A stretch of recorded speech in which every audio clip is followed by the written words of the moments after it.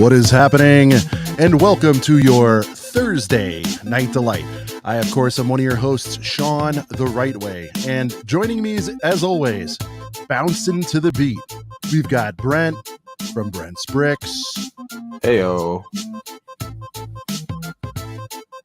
I'm glad the music's working.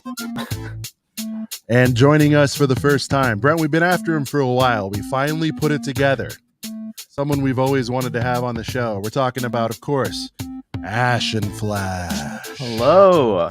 I love the intro. Fantastic. Thank you, sir. We take pride. We know you you're join wearing. us on a little bounce here.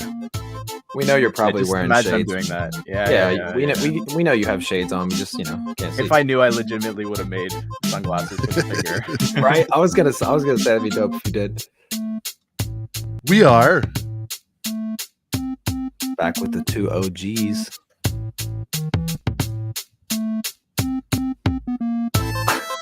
a couple of brickheads. I thought you were frozen for a second. Yeah. You said, "Yeah." Dramatic pause. I don't freeze over here. That's your game. You know what I mean? Hopefully it's fixed. You're good. You're good. You're good. Guys, I've fixed my stuff for those of you that know I've been dealing It with. is a couple of troubles. brickheads coming to you for this May 11th. Guys, Mother's Day is almost upon us, and this is for both of you on the panel, as well as those of you in the Girth gang out there listening. Get your mom something nice. Don't buy her Lego Unless she wants it. unless she wants it. Bouquet. Flower bouquet. There you go. So, Ash, I got to run that gimmick. I think I did a V-Day. I think the first bouquet was out probably Valentine's Day, and then I did the Mother's Day subsequently, after that when the second wave came out, or maybe it was a year after. And my wife's like, chill with that. I'm like, okay. But the first one worked, man. So if you haven't done that, yes, I think a bouquet will be impressive. But just remember, especially with a spouse, they're going to know it's more for you, especially if it's staying in the house. So just be careful. Just be careful in those waters. Brent, you bought your girl some stuff. Dude, my wife is getting into the botanicals, like really getting into it. Like that last GWP they did where you had to spend $150. Yeah. She wasn't even sweating it that I just spent a casual $150 because she's like, oh yeah, that's exclusive. And so, oh yeah, okay, I want that. So she has almost every botanical set, but I love them because they don't die, man. You don't have to water them. You might have to dust them off, but The most recent, shockingly casual, where she didn't care, because I show her stuff just to get a reaction, and it's usually whatever. Indiana Jones, man. She's like, do you have these yet? I'm like, no, I'm telling you they're coming out, hinting like, is it cool if I buy them? And she's like, right. She's like, this is like so awesome. Yes, you should have these. Are you kidding me? When's the last? And then, I got to get into a little bit of the history. Like, it's just funny what things, spike interest. And it's not to say like it has to be flowers and we're not trying, but they're anyway, their Lego might fandoms. be. Well, I know we're going to talk about this a little bit later, but that new Lego Friends botanical garden or botanical house, that is a super sick tie-in for any of the botanical, because I showed that to Jennifer and she was like, that is awesome, because there's a bunch of mini minifig scale plants throughout, and just everything, like there's a little mini bonsai tree. Like we'll take a look at it later. I mean, I think we've looked at it a little bit, but no, we have. We're going to take a deep dive. A lot of people say, I'm hearing set of the year on that one, early contender. I'm hearing it from a lot of people. I mean, just at a glance, we got to really get in there. I think, I'm sure Ash made a video like really getting, I haven't personally, I actually haven't looked at Friends like that close. Perfect. Well, one of the things we want to talk to you about, because you're kind of a, for our main topic, you're kind of like a jack of all trades. I know you specialize in, seems like superheroes and CMFs and that kind of stuff, but you do it all, man. I looked at it. You're covering everything. So I feel like you'd be comfortable to talk about it, but there's rumblings, and maybe it's already obvious, and Friends has been picking up, but I want to kind of pit this latest Friends and City wave against each other, because I'm hearing people some people are going too far, saying like it's an absolute blowout for Friends, where I happen to really like this last City wave. I feel like for sure. City made a comeback, and I saw your recent coverage of the wave, and I know you appreciated them too. So The animals, though.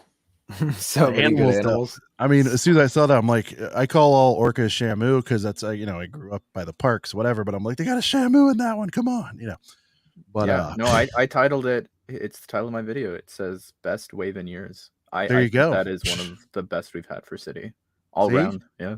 Yeah. See, but even before I saw it, I'm like, wait, why is everybody still bagging on City for this wave? I understand some other stuff, but before we get into topics, Brent, I think Let's what time it is. Okay, Go ahead.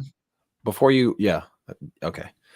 Guys, thank you so much for tuning in to the 89th episode of A Couple of Brickheads. 89 of these things? Oh, yeah. If you're new here or if you're tuning in on a Replay Gang, which we shout out to Replay Gang, if you enjoy the show, consider dropping a sub, a like, a comment. Comments are always greatly appreciated. A lot of fun. And Sean, this is the most important thing I cannot leave out because I'm already seeing some of our very first channel members. And speaking of first, this was literally our first one. Shout out to King Oldendorf becoming a channel member last week, as well as Moments of the Magic channel members in here. So just wanted to call you guys out, give you some exclusive shout outs here before we do the rest of the chat. Man. Yeah, we just turned on memberships, Ash. I didn't even know how it worked. We didn't even promote it and people did it. That was pretty cool. Yeah, super awesome, Sean. I think about this whole thing, this whole show we've been doing for 89 episodes, and I think back to our first few where it's like you have 30 subs or something like that, and you just start out from nothing. So guys, especially the ones that have been in with us for a minute, watching from the beginning, we appreciate you guys all so much. We don't really get into the like and sub stuff and the YouTube-y kind of marketing too much, but right now, especially for the channel members, we appreciate you guys very much, as well as anyone who's left super chats and all that good stuff. So yeah, for real, guys, we try not to, we try to ride the line. We want to grow, but we love and value that first 30 that's been riding with us this whole time. It's awesome. And the fact that some of you thought enough to become members, like you guys know, I get a little, it's crazy to think about. So we're going to keep on doing what we do for you guys. And yeah, man, let's keep it moving. But yeah, like and sub if you're new. There you go. And what's funny is we always forget to do that. So without any further ado, though, of course, we wouldn't be anywhere without the Girth Gang. Guys, another good week. It's good to see you all. Very first comment, Camino Productions. What is good? It's great to see all you returning names in here. We got Chess98, Giovanni. Big shout out to Giovanni. We got CS. This is a new name here. War Daddy. But hey, good to see you. What's up, Amanda? Checking back in. Our good friend Stud Sidious. Oh, there we go. Shout out to our merch. Link in bio on our IG. Speaking of our IG, follow our IG. ID Snipe, channel member, shout out. We got Timmy. What's up, Timmy? Big legend in the game right here. Oops. Timmy, you're cool, but big legend in the game right here. Will Hoarder, or Hoarder66. Shout out to Will. Guys, thanks so much for tuning in, man. It used to be so easy to shout you all out, but now there's just too many of you. Sebastian, what's good? I just keep going on and on and on. Girth Gang. The third time? Oh my goodness. Okay, I guess we're gonna try to get everybody. I'm just gonna highlight some. Eli, Brick Adjuster. Hey, what's good, Brick Adjuster? Just bricking around. All right, I think I got everyone shown. Macro, what's good, Macro? You can't leave out Macro. I mean, that's disrespectful. No. What are you doing? Titanium J, what's good, Titanium? Tej, big week, Tej. TJ's having the week of his life around here. It's unreal. TJ, big shout out. Or was that last week? I don't know. I think I finally got everybody. There you go. And again, talking about this, you guys, we would start Matt. that song and make it halfway through, and now we're playing it 3 times. It's pretty wild. One last exclusive shout out. I need to extend the remix on that one. Yes, right. Go ahead, Brent. Matt, right here in the chat, said first time catching the show live. We appreciate you. We all really appreciate that. You were conscious enough to make the efforts and clear some time to catch a live show. You picked a good one to finally catch. So for sure, man. And yeah, I mean, like, look, we've talked about it from, I think, week 1. We love Replay Gang, but for those of you guys that come live, hey, Sai, how you doing, bud? Those of you guys that join live, man, it's awesome. And I don't know about you guys, but Brent, there's nothing quite like live, right? I mean, whether it's that's why sports still draws Ash, seeing something live, right? You can't replace it, literally, No, this is the way to go, I think, for podcasts. Yeah. There you go. I mean, look, we might do something wacky here, and you could be here and see it before YouTube takes it down. We haven't done it yet, but you missed the FOMO is too great, and I'm running around all the lives that I can get because it's fun, and the interactions there too, right? So there you go. Hey, there's Max. Shout out to Max. Yeah, Max was the third member of the team. Joined the squad back, I think, the 20th episode. There you go. Shout out to Max tuning in. I think I'm done shouting people out now, Sean. I don't know if you're waiting for me to. No, I think I've got everybody though. All right, well, there you go. Another channel member right here, Brick by Brick Together. I didn't see you earlier, but another channel member. Big shout out to you. Thank you so much, dude. We appreciate it. We're going to sort out the perks and everything. I mean, some of them are listed there, but again, the cart got before the horse on that thing. So, but before we get into some topics, hey, there's Hive. What's happening, Hive? Wanted you guys to meet at AshNFlash. I mean, obviously, AshNFlash just crushing it on YouTube. You're one of my staple guys when news pops off, especially with reveals.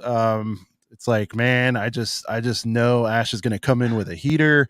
He's going to cover the whole wave. He's going to do it succinctly. He's going to tell us exactly what he thinks about it and whether he's feeling it. And as I touched on a few moments ago, I think for me, the thing that I admire the most is, and we'll get into what your mains are and all that stuff. And I think we have a sense of maybe what they are, but I feel like you're one of the more well-rounded, and I don't know if that was intentional, but there are some niche guys and gals out there. And there's absolutely nothing wrong with that. But I respect the fact that, you're a reliable source on like all the themes, and so I guess we'll start there. And then I want to get your history, but is that something that developed, or have you sort of always been a little bit into everything, whether you collected it or not? Or yeah, well, thank you for all that. I appreciate you saying that. Yeah, for sure. Obviously it started with just superheroes. I think first it started with just minifigure series, and I was just drawing whatever was current and releasing back then. So YouTube, the first ones were like the Incredibles, Incredibles 2, Infinity War, Spider-Man PS4, I think were the first three on the YouTube channel. And I wasn't posting any video. I don't think it was until like the Endgame wave of sets where I reviewed and covered news. And yeah, it was mostly just superheroes. And I think I did Minecraft as well, just because I really love Minecraft. And then it just sort of evolved over time. In terms of what I was collecting, though, I don't think I would get as much Star Wars sets as I do now. But I was trying to get. I promised myself with 2012 when superheroes came back that I never wanted to miss any sets, because I really regret that looking back at the 06 wave and the other Spider-Man stuff, etc. So yeah, superheroes I had always been collecting, not missing out on almost everything except for like big sets that I just didn't care about. There you go. And taking it back to the beginnings, always a collector from a young age. And then you mentioned missing some stuff. So was there a dark age? Like, what's your origin story with Lego? No, I got into it super young, like 3 or 4, I think. And no, I never have gone through a dark age. I can't really picture that ever happening personally. I look back at like, I can tell when things happened, like I don't associate it with numbers necessarily. I associate it with like, oh yeah, I got that set on this day when we went and visited, whatever, did this family gathering or whatever. And Right. That's sort of how my mind works when it comes to that stuff. I'm with you. I love getting like a cool set on a even, you know, at my advanced age. I still, if I'm, and for me, I travel a lot for business, you know, and so I'll be like, oh yeah, I got this in Dallas or whatever while I was killing time before my flight or whatever. You know what I mean? Like, Yeah. so I'm with you. I like getting the away game sets and stuff like that for sure. Now, Ash, do you still have any like childhood sets laying around that you can remember? Yeah, I can count on like one hand how many sets I've sold and gotten rid of. I really don't like to get rid of anything. Because I have an attachment to all that. Yeah. Yeah, when I had a pretty long dark age, but I don't even have any of my early stuff, and I had pretty much the entire probably the first two, maybe even 2 and 3 waves of the OG Harry Potter line when that came out. And I got a picture on my Instagram of me being like 8 years old and you know, being all pumped up that I have these sets, and then now I have none of them. And I just think back to the time where, because my mom got rid of it, and she was like, hey, you don't really want these anymore, right? Can I just give them to the kids at the school? And I'm like, oh yeah, go ahead. You're done.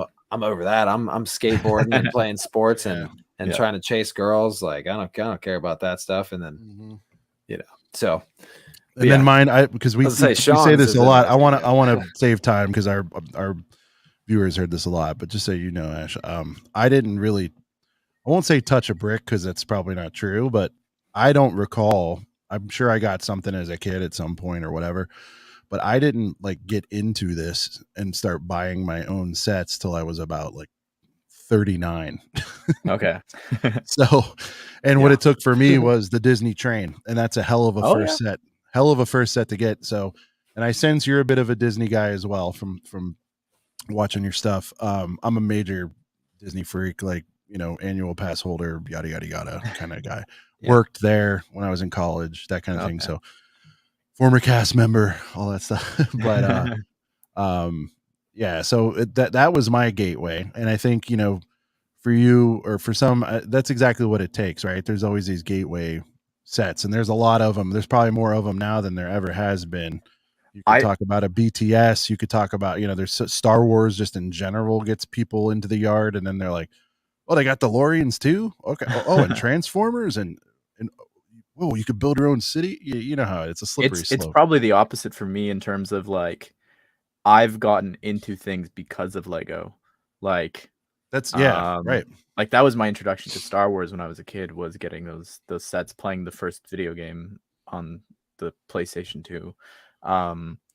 So that was like, and then Dimensions as well. When that came out, I was like, okay, let me like give all these different shows and movies, you know, a watch or try it all out. So yeah, the more IPs and themes that they continue to get, especially when I talk about them on the channel, I really like to know what I'm actually talking about. So like, I will try to, you know, watch certain, you know, try to keep up with like what's happening with Monkey Kid if I'm going to talk about that. But yeah, certain things like that.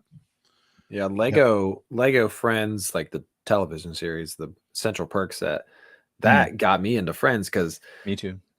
Okay, cool. Yeah, because it caught my eye because I'm like $60 set. What up, Shy? 1,000 set. What up, Shy?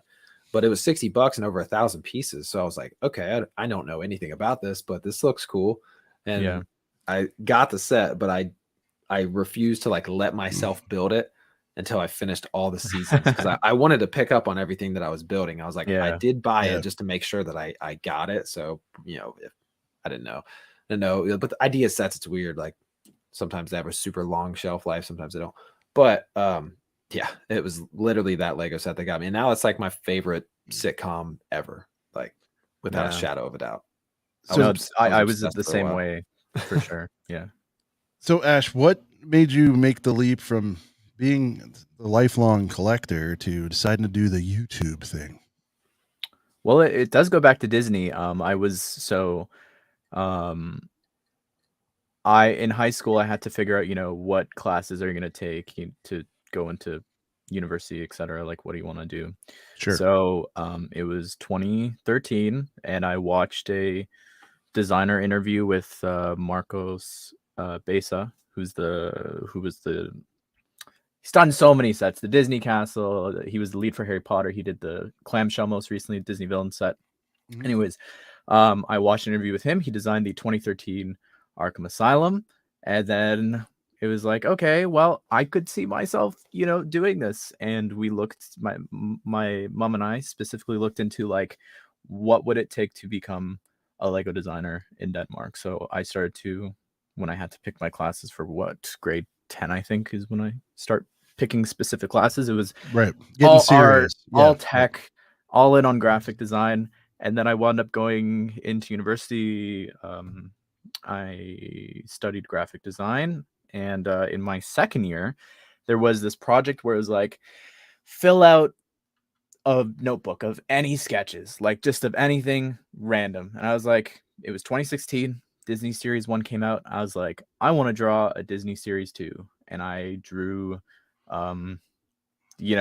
really not great, but back then it was somewhere. Wow. And sorry to jump, but and this ended up like becoming one of your sort of main I don't know, attractions of your channel, right? Like that kind of stuck. Those are some of your most banger videos, is sort of your I don't want to say imaginary, that's but your CMFs, your what ifs, your version of what ifs, right? And so concept art, there you go, something like that. And so that's how it started. You were just like, this just came out, you loved it, and so you made a series 2. I did before series 2. I did packaging, which is something that at the time not like too many people had done. I don't even remember really there being too many other digital artists there besides like Robert 8 is still doing it. I can't think of, there was one other guy who did a Disney series, and you used to be able to submit it to ideas back then, and that was something that they had done. But oh wow, yes, packaging for CMFs or even for sets, like I meant more of like just drawing like digital figures in general. Oh, like, got it. And that wasn't something like now. Like I look in the chat, you see how many figures there are. So, back then it just wasn't a thing. And then I shared it on Flickr and Eurobricks, and it didn't get like, I think maybe got a couple thousand views or whatever, because you could see that, and it was like, oh my goodness, like this is crazy. And then I started sharing it on Instagram, and then people on Instagram were like, start doing it on YouTube. And I think it was before I did the leap to YouTube was when I started working with Just Too Good, doing the series there, collaborating. But and you guys have been buds and working together since what year? On collaborations and stuff like that for 10 years now or so? Or no, that was 2018, I think, is when we started doing that. But I had been watching that channel for like a very, very long time. Recommending it to friends in real life. Like, did you see, like, we're getting this set? And it was like, back then, there was no Just Too Good voice even. It was just black background with white text. Like, that was my news source. Like, that's what I would watch. And he really teased the shit out of everyone for a long time. He's like, I'll give you my voice after year 3. I'll give you my face after whatever it was. And then What up, Scene? Brick Scene in the house. Good to see you. Brent, you're muted. My bad. Yeah, sorry. But Ash, was there like a kind of like, did you guys relate to each other on the fact that like you both like don't show your faces on YouTube, or was it just a coincidence that like the two like the guys that like, well, now everyone knows what Justin looks like, but there for a while it was like, if you thought of Lego YouTubers that like just did their voice and stuff, or things like that, it's like Just Too Good and AshNFlash. Like I can't think of really any others. I'm sure there's a few. But was that just a coincidence, kind of like why you guys ended up becoming friends and stuff? No, it was probably through we did a Fortnite CMF series, and then I think it was like we just started playing, and then we started like we would just call and chat for hours upon hours, and that's probably what started it. I think before it was just like messages and emails back then, back and forth of, what do you think of this figure? You like, okay, it's good enough for the series, move on to the next one. It was it started off obviously like more of a business thing, but yeah, it's weird. Like, so I've met Sean twice since we've started this thing, but like first time meeting him was in Brick World Chicago, and then I happened to go out to LA where he was living at the time, and was out there for a few days and met up for just like a half a day or whatever. But it's weird, like, you know, developing like such a long, you know, like you said, you guys would, you know, chat and stuff, and like Sean and I had done, I don't know, I think like 50 some odd episodes before we met at Brick World Chicago. So it's just so weird, like people that you know through the online community, like you know them so well, and like you know each other so well, and you talked about all like the same stuff you're into, and then like you finally meet them, or like, you know, if you ever do meet them, it's this weird thing. It's like, oh, you're actually there. But like if you tell a normie like, oh yeah, this is my friend I met online through the Lego community, they're like, what? And it's like, well, sometimes, like, because at least in my town, I have zero actual real life friends that are into Lego. Like I have some acquaintances that kind of know who I am, and they'll ask me this and that, but nobody in my core friend group like actually collects Lego. Yeah, and that's what's cool about it. Like, you know, I had never really struck up any friendships digitally. I've just done the thing where you follow up with your existing friends through, I'm dating myself, of course, but Facebook, Instagram, that kind of stuff. I never like made new friends. Like I was already with my wife by the time the dating apps and all that stuff even popped off. You know what I mean? So like, but it was quite natural, quite organic. Brent one day is going to put out the video of the emotion the first time we met. I mean, we made it clear. I'm like, I'm running up and doing a bear hug, right? It's not even going to be weird. Oh yeah, it was an airport moment. I have like very romantic, you know. I have like double camera angles. Like I have like my camera angle and then his camera angle. Yeah. I should have played like there he is. Yeah. Well, it would have been copyrighted, but I should have played like the Celine Dion Titanic music. Oh, I would have taken the hit for that. Yeah. It's probably worth it. I should probably do it. I should probably throw that in there. Yeah, so, I never saw. We didn't video call, right? It was always audio, so it wasn't too weird meeting up in person. But probably the weirdest was with Ryan when I met him. I don't remember. I think it was at the Lego store, but seeing him out of his element, you know, outside of the room that you associate him. Oh yeah, for sure. Everything. That was probably the strangest because, yeah, it was just weird. I don't know how else to describe it. That's the weirdest. I think second weirdest is probably when you call one of your buds and they're like on their set, so to speak, and you're just doing like a video call through that or whatever. Casually, and they're and I think for the most part, what's cool about this is, I mean, there are some people that put on a face certainly for this, but sure. Or I don't want to call it an act because, you know, people can turn up to 11 and stuff. I mean, everybody's pretty chill actually in Lego. But I take pride in like being me at all times to a fault, you know, and I'm like, I wonder if they're really like how they, you know, sort of come off on TV or on YouTube. And for the most part, I shouldn't even qualify it. Everyone pretty much is who they are on there, you know, that I've had the pleasure of having like, you know, in person or an extended convo with. They seem like an extension. There's a couple little wrinkles, of course, and I mean physically.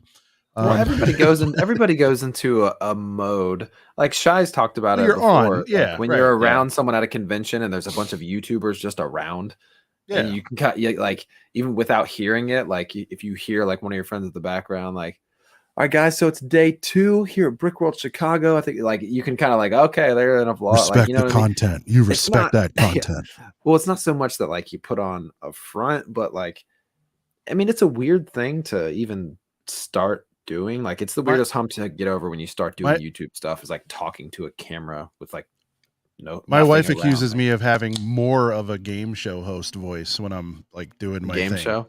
Yeah, I'm told to do the voice. When I met up with everyone in Denmark, they were like, can you do the voice? And I was like, hello there, Ash everyone, and- AshNFlash here. There And it like is. the heads in the room all like turned for a second. Like, you're the guy. You're the guy who buried that set too. No, I'm kidding. But yeah, no, it was yeah, it's all like, I think on streams and even now I'm a lot more relaxed, and in a news video I'm having to, you know, I want to hit all the points I want to hit, goes, you know, cram everything in that I can. And I don't know if you're just talking like this the whole time about a news video, like who's gonna like, why are you gonna be excited about a new set? You know, gotta get hyped. Yeah, you gotta get hyped. Speaking of, so you've mentioned a few times you got to go to Billin, and I know you're involved in some cool stuff. Ash is a land member for everybody who's unaware. It's been a polarizing subject as of late, a little bit. You know, some notable.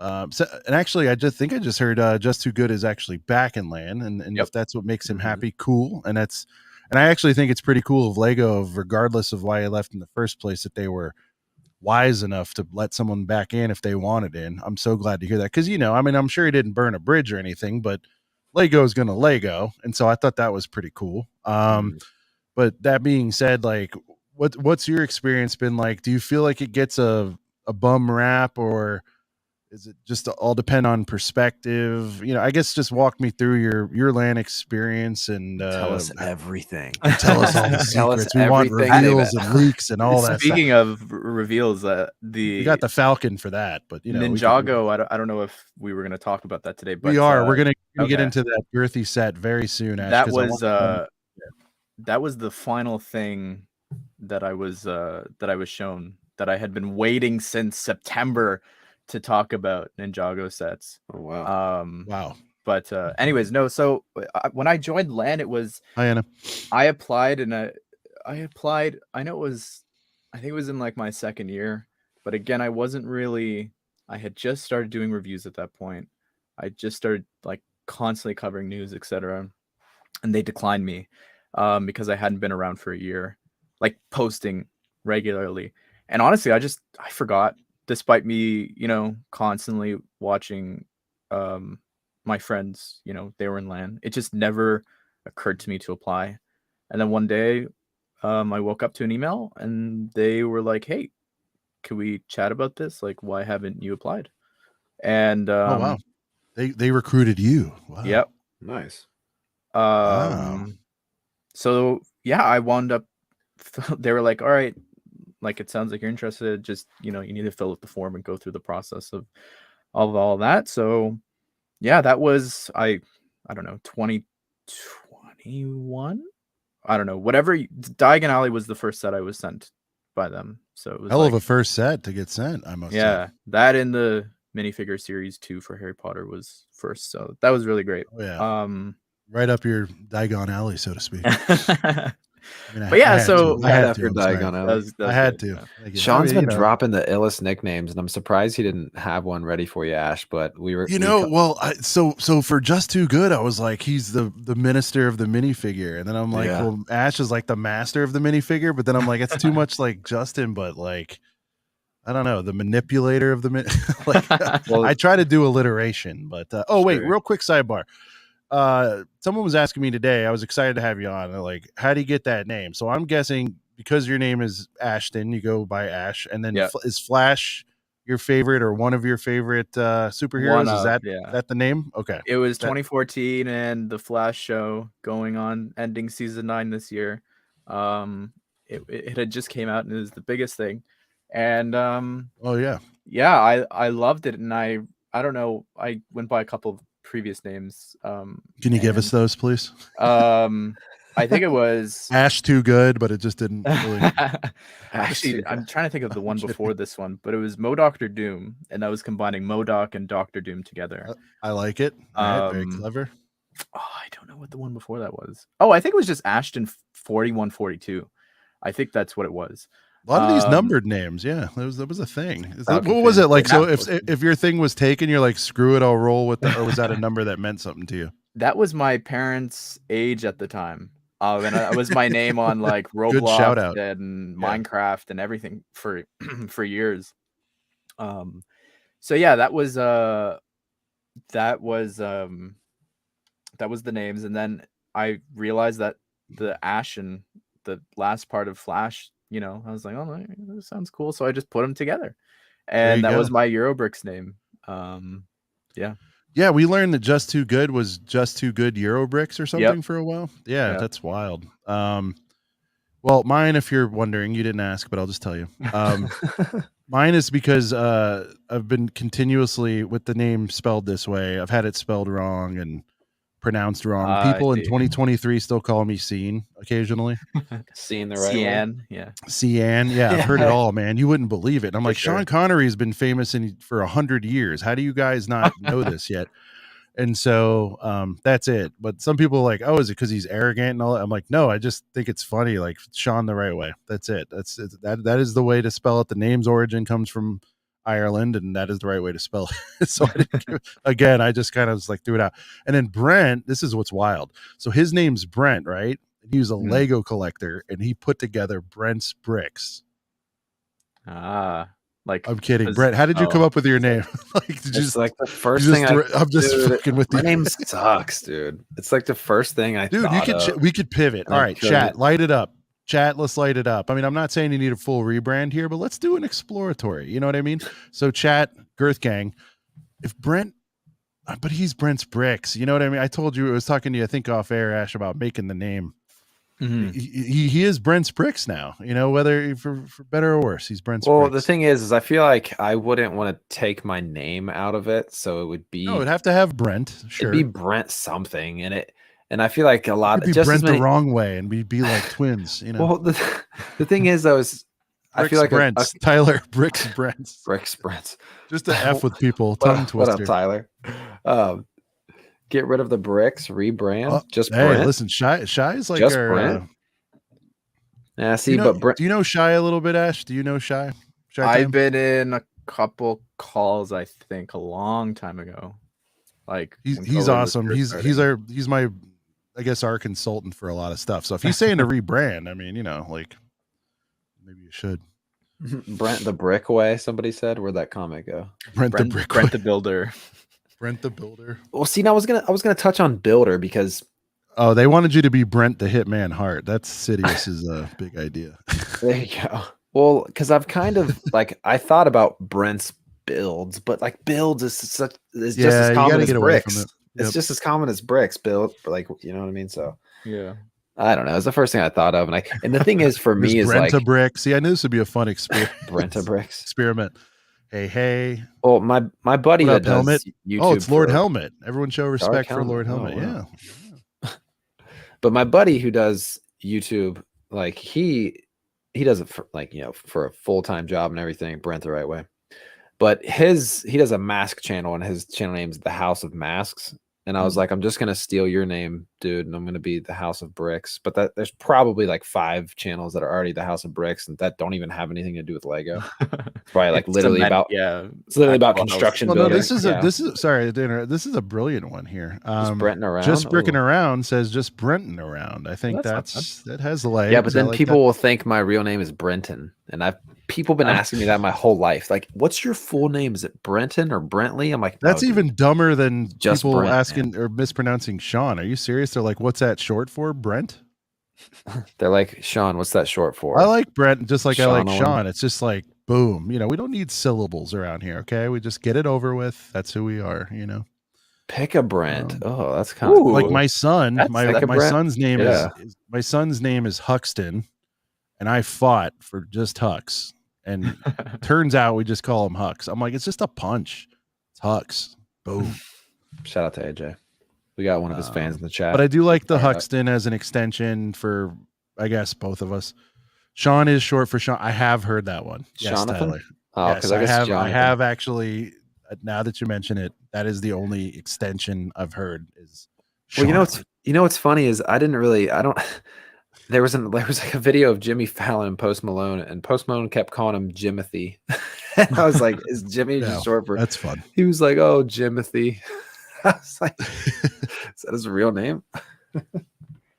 Speaking of Tyler, to backtrack just a little bit, when we were talking about like the Brent's benefits due. of I like Brent's due. Brent's That's due. good. Your Brent's due, MFer. I like that. Yeah.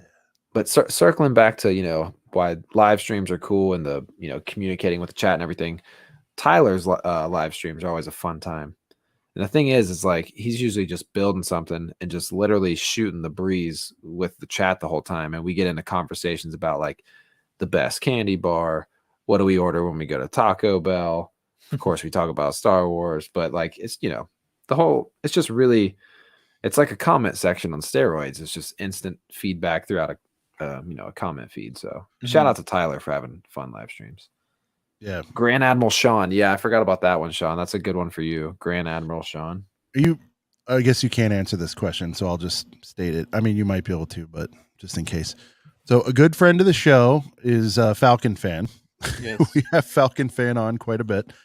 By the way, we got to flash the Falcon signal soon, Brent. I feel like, I mean, we're getting a lot of leaks and reveals and all this stuff. I'm sorry, proper corporate Lego reveals just for Ash. It's all by the board here, but cover your ears, Ash. But no, I want to have him back because we recently dubbed him Leak Skywalker, which I think is like the coolest nickname of all time. Babu Frick is his co-host. It is, dude. Every time, like, it was so funny. He was doing the charity stream, and anytime someone donated, he has this talking Babu Frick, but it says something different every time. And he's like, "Who's gonna get the hey?" Because he goes like, "Hey," and he says like all the other quotes and stuff. This is really happening, and people aren't joking. So, Wills or Bills have been called Billiam, and I've done that jokingly. I have an Uncle Bill. But people are doing that with a straight face, really saying Billiam out there. I kind of like Billiam. It's kind of actually fire. It is kind of fire. Maybe you should take that on. Dude, I should have named my son Billiam because then he would have been Billiam Bowers. Sick.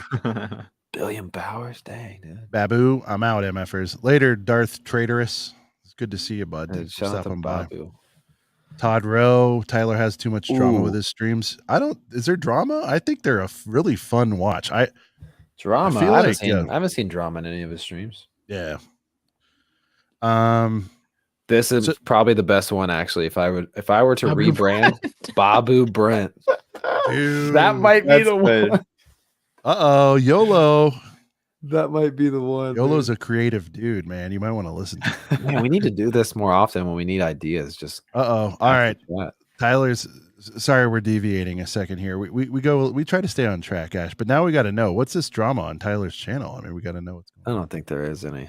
Right. I think some people just want to stir. It's a bummer. We no longer really have a TMZ of the Lego YouTube space ever since. Has been like non-existent since Life of Lego retired from the game. We don't have anybody really doing exposés on stuff. No. Oh man! Shout out to Life of Lego. He was our first guest, by the way, Ash. I was like, really? Yeah. I mean, we had exactly like 2 subs, and I'm like, hey, you're doing some wild S out there. Do you want to come on our show? He's like, yeah, man. I think he was like tickled to be invited on a show because he was like, had a lot of heat on him, and I was like, nah, man, I need to figure out what's making you tick, man. Like, what's going on? But anyway, shout out to Life, man. Those of you guys have been riding with us for a while. Well, favorite guest is still Falcon. There you go.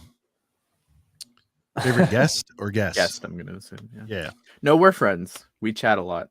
Okay. Are you legally allowed to say that? Or is it... I am. Yeah. I'm just kidding. I'm half kidding, but okay. He's aware that, and I've said this before. It's a one-way thing. Got it. If you want to tell me things, I'm all ears. You want to chat about that, I'm all ears. It's a one-way thing. What he tells me or what anyone else tells me, it stays right there. Lock it up in the vault. There you go. Hey, big shout out to a new channel member. We got to have new music. We got to have exclusive music. No, we do. I'm slipping. And by the way, we missed one earlier too. A channel member? Oh my God. Ash, we're such scumbags. We're just so new at monetization. That I get macro. I get members when people use the emotes in comments, and then there's like, oh, where did you get that? And it's like little emojis of me like winking or laughing, etc. And then All right. people do it that way. Yeah, so also big shout out to Macro for okay, there we go. To Macro Brick. To Just Bricking Around. Thank you guys so much for becoming our brand new members. Just Bricking Around and Macro Bricks, the two newest members of our channel. That's why Sean's better at that than me. Because we're going to do this like a game show host. No, I don't know. And because today on a couple of brickheads. New members. Stop by, new members. Oh, thanks guys so much. You don't have to do that, but we appreciate it, you know. And like we said, everything that happens with this, Brent and I have had the discussion. Everything that everyone does for us, we're going to put right back into the show. You know, like we're going to hopefully get to the point where we're like rolling. We have not done this. Ash, what do you think about this giveaway strategy? We haven't.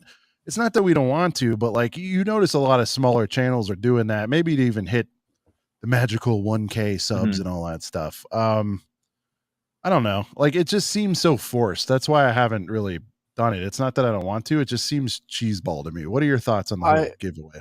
I mean, I don't know. I don't have a problem. Yeah, I was gonna say a time and place. I was gonna say I don't look down on anyone who does that personally. I don't look down either. It just seems like, you know, I'm going to give away something at this. And it's like, we've, I don't know. I don't want to speak for Brent, but I prided myself, and I think Brent does too, just on the grind of just doing it, whatever, organically, whatever you want to call it. You know, I don't know. I think, nowadays you can't do like what I feel like a lot of people maybe built some of their channels and followings on in terms of giveaways. Like you can't say, like, if you know those I'm trying to think of like the word, like there's websites where you can sign up and to run giveaways, and it's like, if you follow me on Twitter you get an extra 2 votes, if Instagram 2, whatever. You can't do that anymore. Like you can't, to qualify for a giveaway, it's no longer, you can't even say on a YouTube video comment down below, because that throws off the accuracy of what YouTube would gauge your video as. Like all of a sudden, if your video has 300 comments from 30 or whatever, so they got rid of that. Like you can't subscribe to do giveaways anymore. You can't do that. Wow. It's a lot more. Well, now I feel like it's like, if you're gonna do a giveaway, it's just here you go versus. But yeah, that's what I'm thinking. Like, and I didn't mean to soapbox it. Let's get at 10K, we're gonna do something special. I think that's great. I think that's a good way to give back and and celebrate that occasion. And again, I'm not knocking it. I'm saying for us, I just want to be clear, because, you know, like you said, Ash, it's not, you don't knock anyone for, I don't either. I'm just saying, like, for us, I wanted the, you know, our audience to like be here because they want to be here, if that makes sense. Like I just, you know, off the you're also strength, gonna get so to speak, of like I love that our views, and I know this isn't going to last forever, and I don't like doing too much inside baseball, but I love that our views almost sync with our amount of subs every week. Like I think that's awesome, because you see these channels that have, you know, they have a million, and bless them. And I get things fall off and whatever, habits change and whatever. But like I always like seeing that viewership close to the subs, at least at this stage. I understand some things are uncontrollable, but like that means a lot to me, if that makes sense. No, in terms of, real quick, just in terms of giveaways, like I did probably 4 giveaways because I just wanted to rush to I just wanted 1,000 subs, like super bad. So I did 4 giveaways like pretty early, and I think also my mindset was like, oh well, I'm a brand new channel, and like I gotta do something to, like, if I'm not gonna have some kind of video that goes viral, like I gotta do something. So I did like 4 giveaways. But the thing is kind of to what we've been talking about leading up to this, is that I think maybe one person that won like one of my 4 giveaways, shout out to Robert, he tunes in even on this channel, shout out to Robert, he won something from me a while back, and he's the only, like, I feel like legit, like, I want to say fan, but viewer of my channel, and then now this channel, that actually cared. But it's like when you do giveaways and you try to blow it up, it's like all these people come out of the woodwork to like Yeah. do whatever they have to do. They're hollow subs, kind of like short subs. They just want to see if they can subs. win, That's and all. even if they do win, they're just like that. You'll never hear from them again. Yeah, Type of thing. I love what I love. What go ahead, Ash. Sorry, I was just gonna say you'll also get people commenting all the time of when's the next giveaway? When's the next giveaway? Yeah. And then for me, when I did a giveaway for the Bugle, the Christmas after it came out, and that was just so frustrating because contacting people, I just think all my messages went to spam because of you won, you know, like people, it just automatically gets filtered into the spam. They never check. So I'm, you know, it went like a month or two after I did the giveaway that I was just trying to find someone to give the money to for the Bugle. And then you also get people being like, "Oh, I was told you contacted me saying that I won," and I'm like, "I never did that." Yeah, And because you just now it just opens the door to so many problems, and I don't know. I don't think it's for me personally.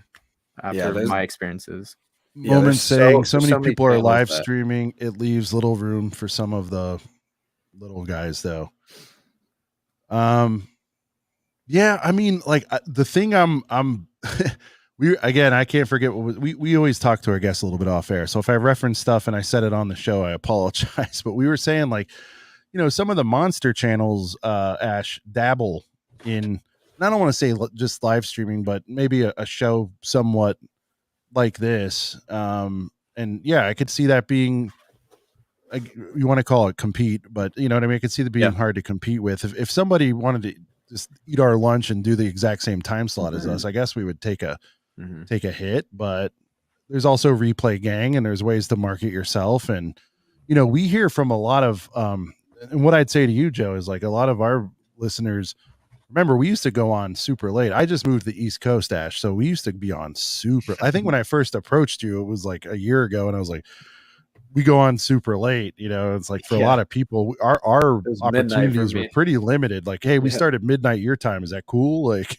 like whatever. At the time it was cool. But anyway, I would say like Replay is definitely available. Our lives are fantastic, and I talked about how much I appreciate everybody coming to this. But like, the Replay Gang is awesome, and we hear from so many people on Friday. Brent and Brent, again, I don't want to speak for you, but one of the coolest things about doing this is we hear people say like, dude, you know, sometimes we go long here and they're like, you got me through the first half of my work day. And that's like the coolest thing ever, because that is what these other guys that I've listened to did for me, you know, and to be able to contribute to that in some way is badass. Like, I love that. That's what motivates me more than any of this stuff. Suggestion to you. I just looked at the last video. I don't know if you do it. Maybe you just didn't do it for last week's yet, but do chapters. Just take the time, go in, do the time codes. It's gonna be so helpful. Like for instance, you know, we're gonna talk about Friends. Someone doesn't like Friends, they'll just, you know, skip ahead to the next thing. But or if they came just for AshNFlash, they want to see the segment with but I'm saying if they came just for you, which is, hey, undoubtedly we bring you guys in so we can, you know, get to know you better. They might want to see that. I 100% agree. I will say we were pretty diligent. We have fallen off, but yes. And also the other recommendation is we got to do clips, kind of like Joe Rogan does. Yeah. Or just clipped out segments. Like when we cover Friends, maybe that's just a nice whatever package. Right. Because I don't blame somebody looking at this and being like, I don't care who these guys are. I'm not giving them 2 hours or whatever in my life. I get that. I'm the same way. Like, you know. Speaking of covering things, we got a new channel member. Whoa. Timmy. Sorry, Timmy. Sorry. Didn't mean to disrespect. He's a member. You treat him like that. We just complained about how people's names get mispronounced. All right, scene. I get it. Oh, come on. Shout out to Timmy, man. Another new channel member. Any other Ash specific questions, Brent? I feel like we got some lore on Ash. I think we did a nice job. Semi-professional.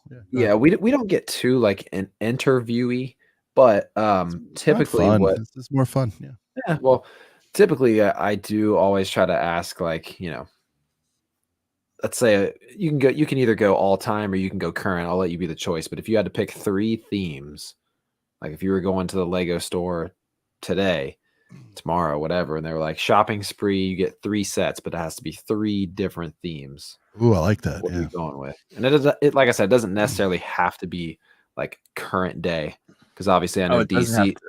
I know DC might be one, and there's not many DC sets currently on the show. So, but we're getting into that. I got some thoughts for you, Ash, on the DC, because I'm a DC boy, by the way. So we're going to talk about that too. But go ahead. Yes, you don't have to put them in order, but just I guess 3 of your main themes, if you will. Yeah, if I had to break it down to 3, if I'll cheat and combine superheroes into one. Yeah, do it. That's fine. Legal. I'd go with Minecraft for sure. Is up there. Still waiting on the June sets. I don't know where they're at, but probably Star Wars, because that's what's been with me since a really long time. I think. Yeah, I feel like people don't expect that with Star Wars. I don't think Sean expected it. I mentioned that today. Ash, just quick sidebar. I'm like, he seems like he's super, because again, this wasn't, I didn't just, what's the word? Is it cram? I didn't just cram because you're coming on. I was like, I feel like he's a superheroes guy. He likes a little bit of everything. You know what? I don't really see him talking about Star Wars a lot. And then sure enough, you had your May the 4th haul. And so I was like, okay, geez, he really does like it all. No, I love Star Wars. I'm up every Wednesday morning at 3 a.m. watching the latest episodes, etc. No, I really do. I feel like Star Wars is the most saturated part of the Lego community. Like there's so many people. It brings the boys to the yard, though, as far as people are interested in some Star Wars videos or chats. That. I just stick to reveals for that. I don't do reviews because what's the point? Land doesn't send me it either, and I'm fine with that. I'm just saying, like, what, I don't know. There's just not a point for me to do that. All right. So you got Star Wars, superheroes, and what was the Minecraft? Minecraft. There you go. Yeah. So I got to ask. And I'm seeing some comments. Sorry, real quick. I was seeing some from the chat. Brent, ask yours, and then I'll line up a few from the chat, and then we'll get to. I want to get into this girthy Ninjago set soon, but go ahead, Brent. Well, I know you mentioned that, or at least I'm pretty sure how you said it was like the Star Wars sets kind of got you into like the material and stuff. Yeah. So you don't have to tell me how old you are, but assuming you're relatively 24, soon 25. All right, so you're like 4 or 5 years. So you probably didn't have this as a kid because this was 90. This is like the first wave. No, I was born that year. So okay, yeah. So 99. But there you go. I sense. Sorry, I'm a year older than. I'm a year older than Star Wars. Yeah. No, I'm about 29, so I'm getting old, man. No, it was the video game that got me into. I think I played through the video game before I watched the films, and I don't think I saw episode 3 until I was older. Yeah. Specifically, but yeah. Yeah, I'm pretty sure this is my first ever Star Wars set. Now, I was into Star Wars like before Lego, and I think that's why as a kid I was so into Harry Potter, because I had plenty of Star Wars toys, lightsabers, whatever, but like Potter was this like new thing, and like the castles and everything. So as a kid, like Harry Potter was like my main jam. But my first one was the Droid Escape pod, and that came with just 3PO and R2. Like I believe was that. We got our first heater alert tonight, Brent. It was labeled a heater by YOLO. This is a heater? It's a heater. Sure. It is kind of a heater because it comes with the chrome hilts. Oh, I just saw it. I didn't even realize what was there. I've always wanted the one to your left and the right, and then I always wanted the final duel with Palpatine and Vader, the other ones from here. These are like still some of the best droidicas. Like these droidicas, like these were so dope. I love those sets. Those are the only Star Wars out of any classic Star Wars set I think that I would go and get. It's those 4. These are cool because obviously this sold for like $7.99, but I think I paid like $50 for this. Like 50 is crazy for 50 pieces. It's literally $1 a piece. Yeah. But by the way, update Sports Center update. Timmy is going to change his name to Tommy just for Brent. Oh no, don't do that, Timmy. You've done enough, Timmy. You're a member now. You could do it. I mean, if that makes you happy, whatever floats your boat, sir. No, dude, stay strong. Stay Timmy. Stay Timmy, man. Although, yeah. Let's see. Dekakoye wants to know from Ash. Do you collect Marvel Legends at all? Nope. Just Lego. No Funko. No, nothing else. Just Lego. You choke that off. Yeah, I mean it's hard, right? I mean, like I'm sure, Ash. I'm going to presume. I could be wrong. Hey, Darth Ostiff, thank you so much Shout for out to the first super chat super of the chat. evening. Happy Turds Day. Cracked my own Coors open divide. That's right. And Coors, look, I'm going to look He's right on down he's the on a center of this Sean camera. vibe right now. Come on, man. Coors, I mean, we're repping you every week. You know, I mean, it's a Lego show. Bro, could you imagine? Dude, that would be. See how we have like our logo right here? Sponsored Imagine by- if in the corner over by you there was just like a little Coors logo. And by the way, just Coors, chilling. if you're listening, I know we use the Lego font, which is frowned upon, but that's, again, we whipped this thing together and now I'm kind of used to it. I am willing to change ACOB into the Coors font. Listen, I can be bought. You know what I mean? Like, so. Oh man, no, we can't go that far. That's funny. That'd No, be but so Ash, funny, I mean, man. have you been tempted sort of by the dark side of? I mean, because let's be honest, if we can all be honest for a moment, I know you love minifigs probably more than most, but you can't help but notice some of the heaters going on Hot over in toys? the. Well, Hot Toys is next level. We can get to that, but Yeah. I'm sure there's been some Black Series or something or Marvel Legends where you're like, man, that's sweet. Never for those, honestly. The only ones have been Funko. Okay. There's been a few Funkos where I'm like, ooh, Spyro, or ooh, the Spider-Man PS4 one, or Batman the Animated Series. But you I'm just like, stay away because why? You know yourself, slippery slope. I know if I bought one, I'd want all the rest of the Batman the Animated Series. It's the Lay's problem. You can't eat just one, right? Yeah, exactly. See, I was collecting Funko like before I got fully back into Lego. But the only reason why, shout out to another super chat. Another Darth. Cheers, man. Big swig time, my guy. I love you all. Hey, man. Anyone who's drinking the latte with me, the Coors latte, I respect you. The latte. Shout out to Darth. Hey, listen, people give me shit for Coors Light. I think it's fun. No, it's fine. This is the only Funko I bought recently because shout out to Tyler if you're still in the chat. He pointed out that this was literally $2 on Amazon or like $2.99. Yeah. And I was like, Bo-Katan's cool. I'm enjoying her character and Mando. And $3, man. So there you go. Guys, any more questions for Ash? I'm scanning. I don't think I finished talking about Sorry. if you want earlier, but yeah. No, I'd love to. Sorry, we jump around. If you have any questions for that specifically, but yeah. So I wound up joining, and I know that you were saying. I think it's funny because now it's sort of there was this meme going around on Instagram this week, and it was someone at a fork in a road to the left and the right. It's if you're a Lego YouTuber, you either join the Lego Ambassador Network or you join a Whatnot as an ambassador for them. That. And then I feel like there's a third one now of you get the Twitch sponsorship. Yep, that's true. So or sometimes all three. I mean, it's possible. Or all three. Yeah. Wait, let me think about some of my friends. I know somebody, and so do you. Who's all three. Yeah. We probably know a couple people, but yes, that's interesting.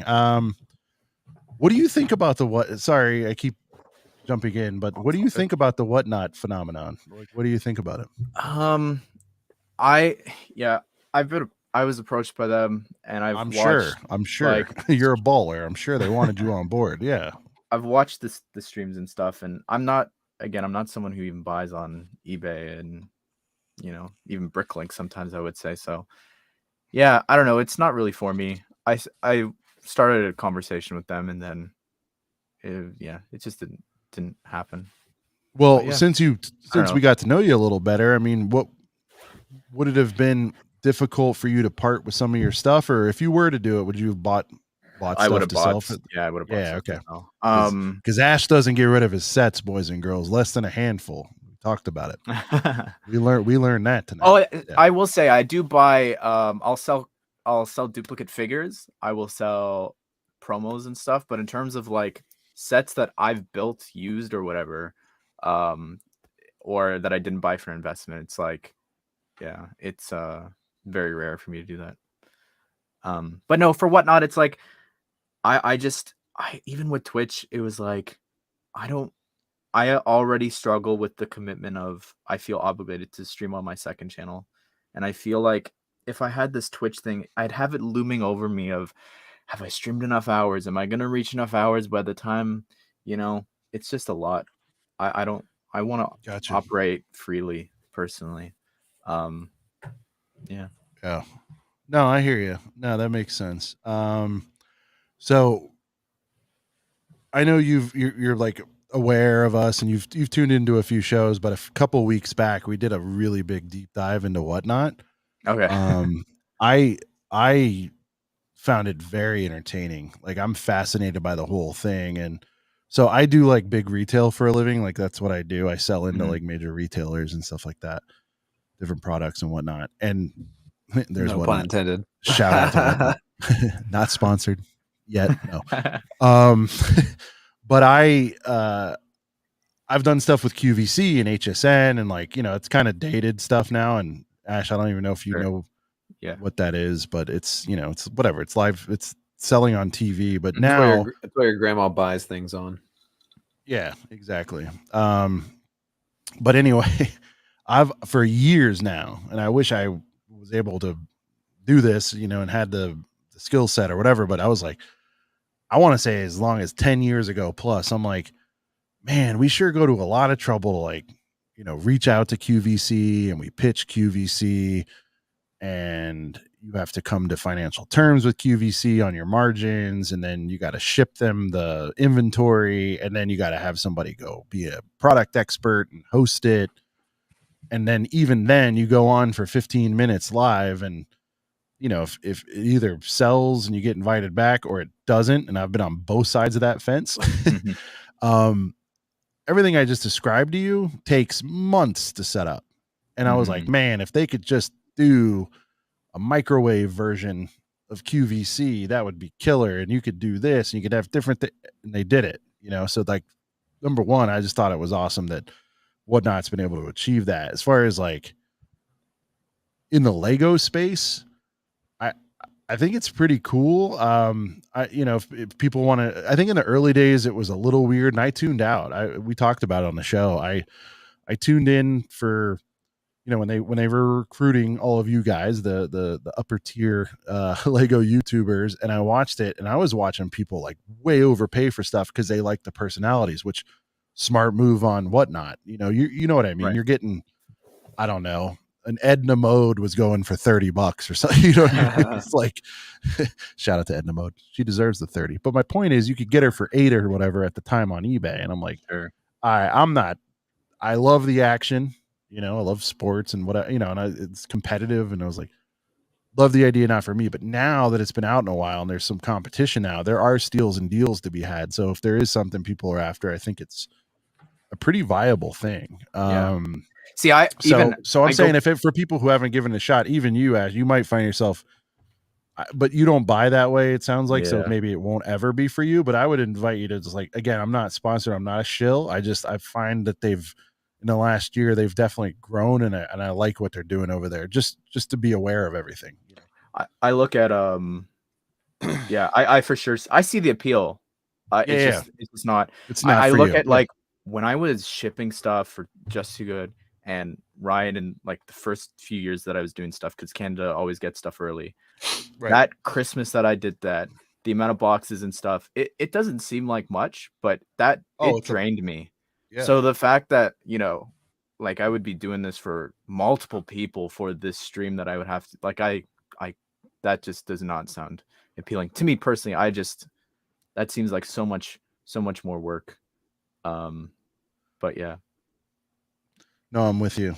Somebody just called me shill the right way, so I had to respond.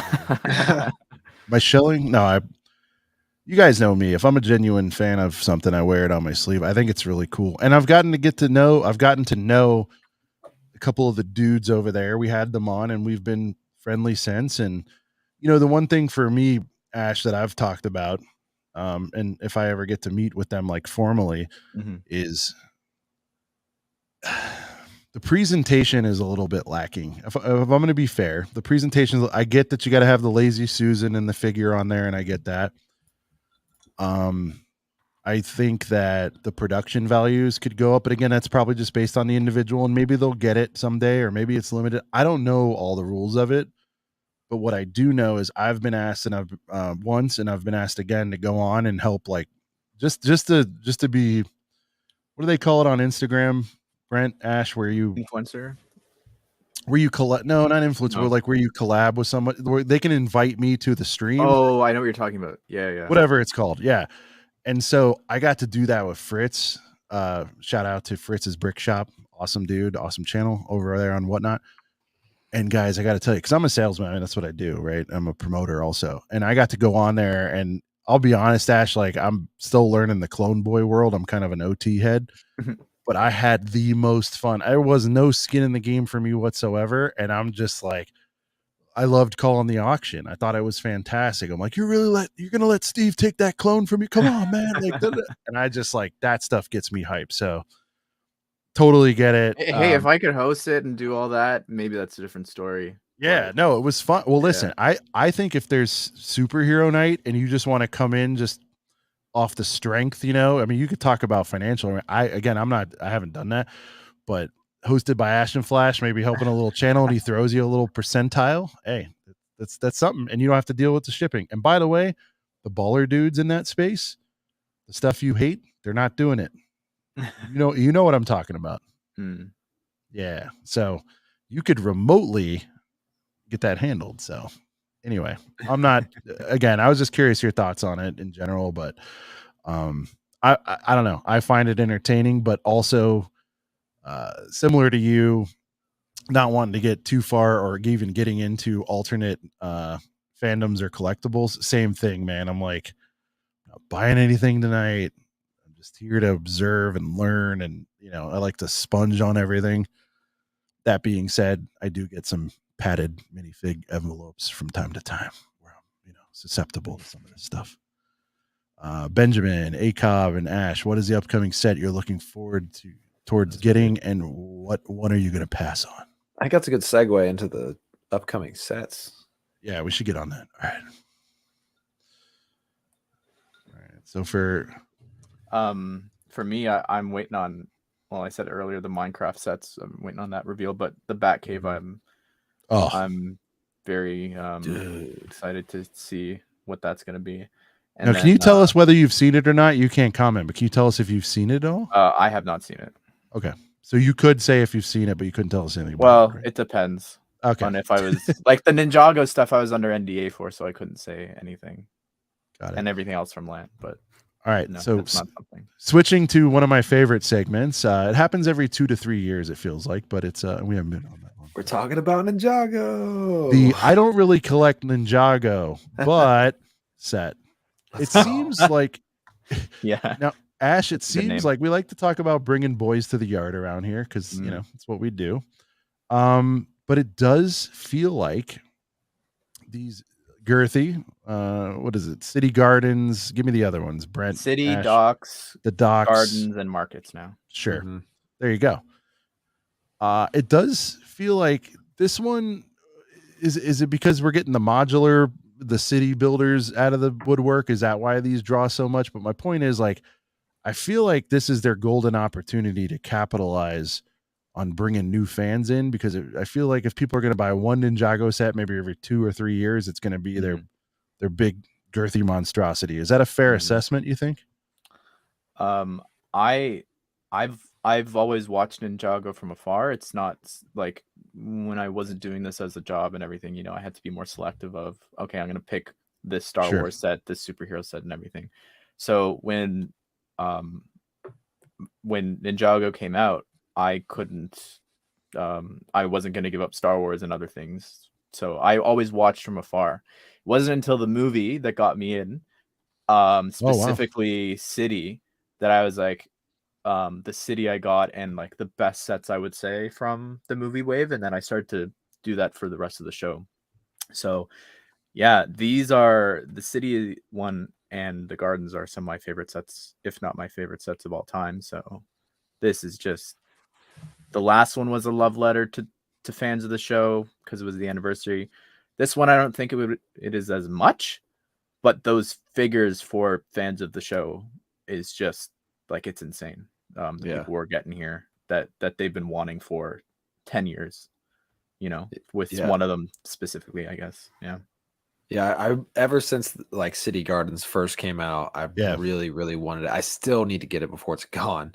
And I think I'll prioritize City Gardens so I can eventually also get this. The other two are too expensive on the aftermarket now, as much as I would love to have all four.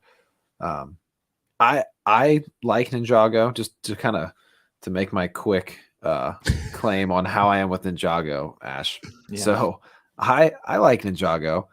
Max, who isn't here but was in the comments earlier, and Sean like to kind of give me crap for it. I don't give you but crap. it's all for fun. Like yeah, it's not dude. like I mean, it's fine. It's fine. But we're talking about buying friend sets here. No one's giving you any. I mean, we're all adults playing with toys here. Nobody gives anybody. But the main thing with me though is I have a 7-year-old, and so she likes Ninjago, and so when I can get Ninjago stuff, you know, especially on clearance, it's shout out to Walmart clearance. Yeah, it's a win for everybody because it's something I can build. Not for Walmart or Ninjago, but go on. Yeah, yeah. But no, that's my stance on Ninjago. Like I like it. I think it. I like ninja things, so I like it.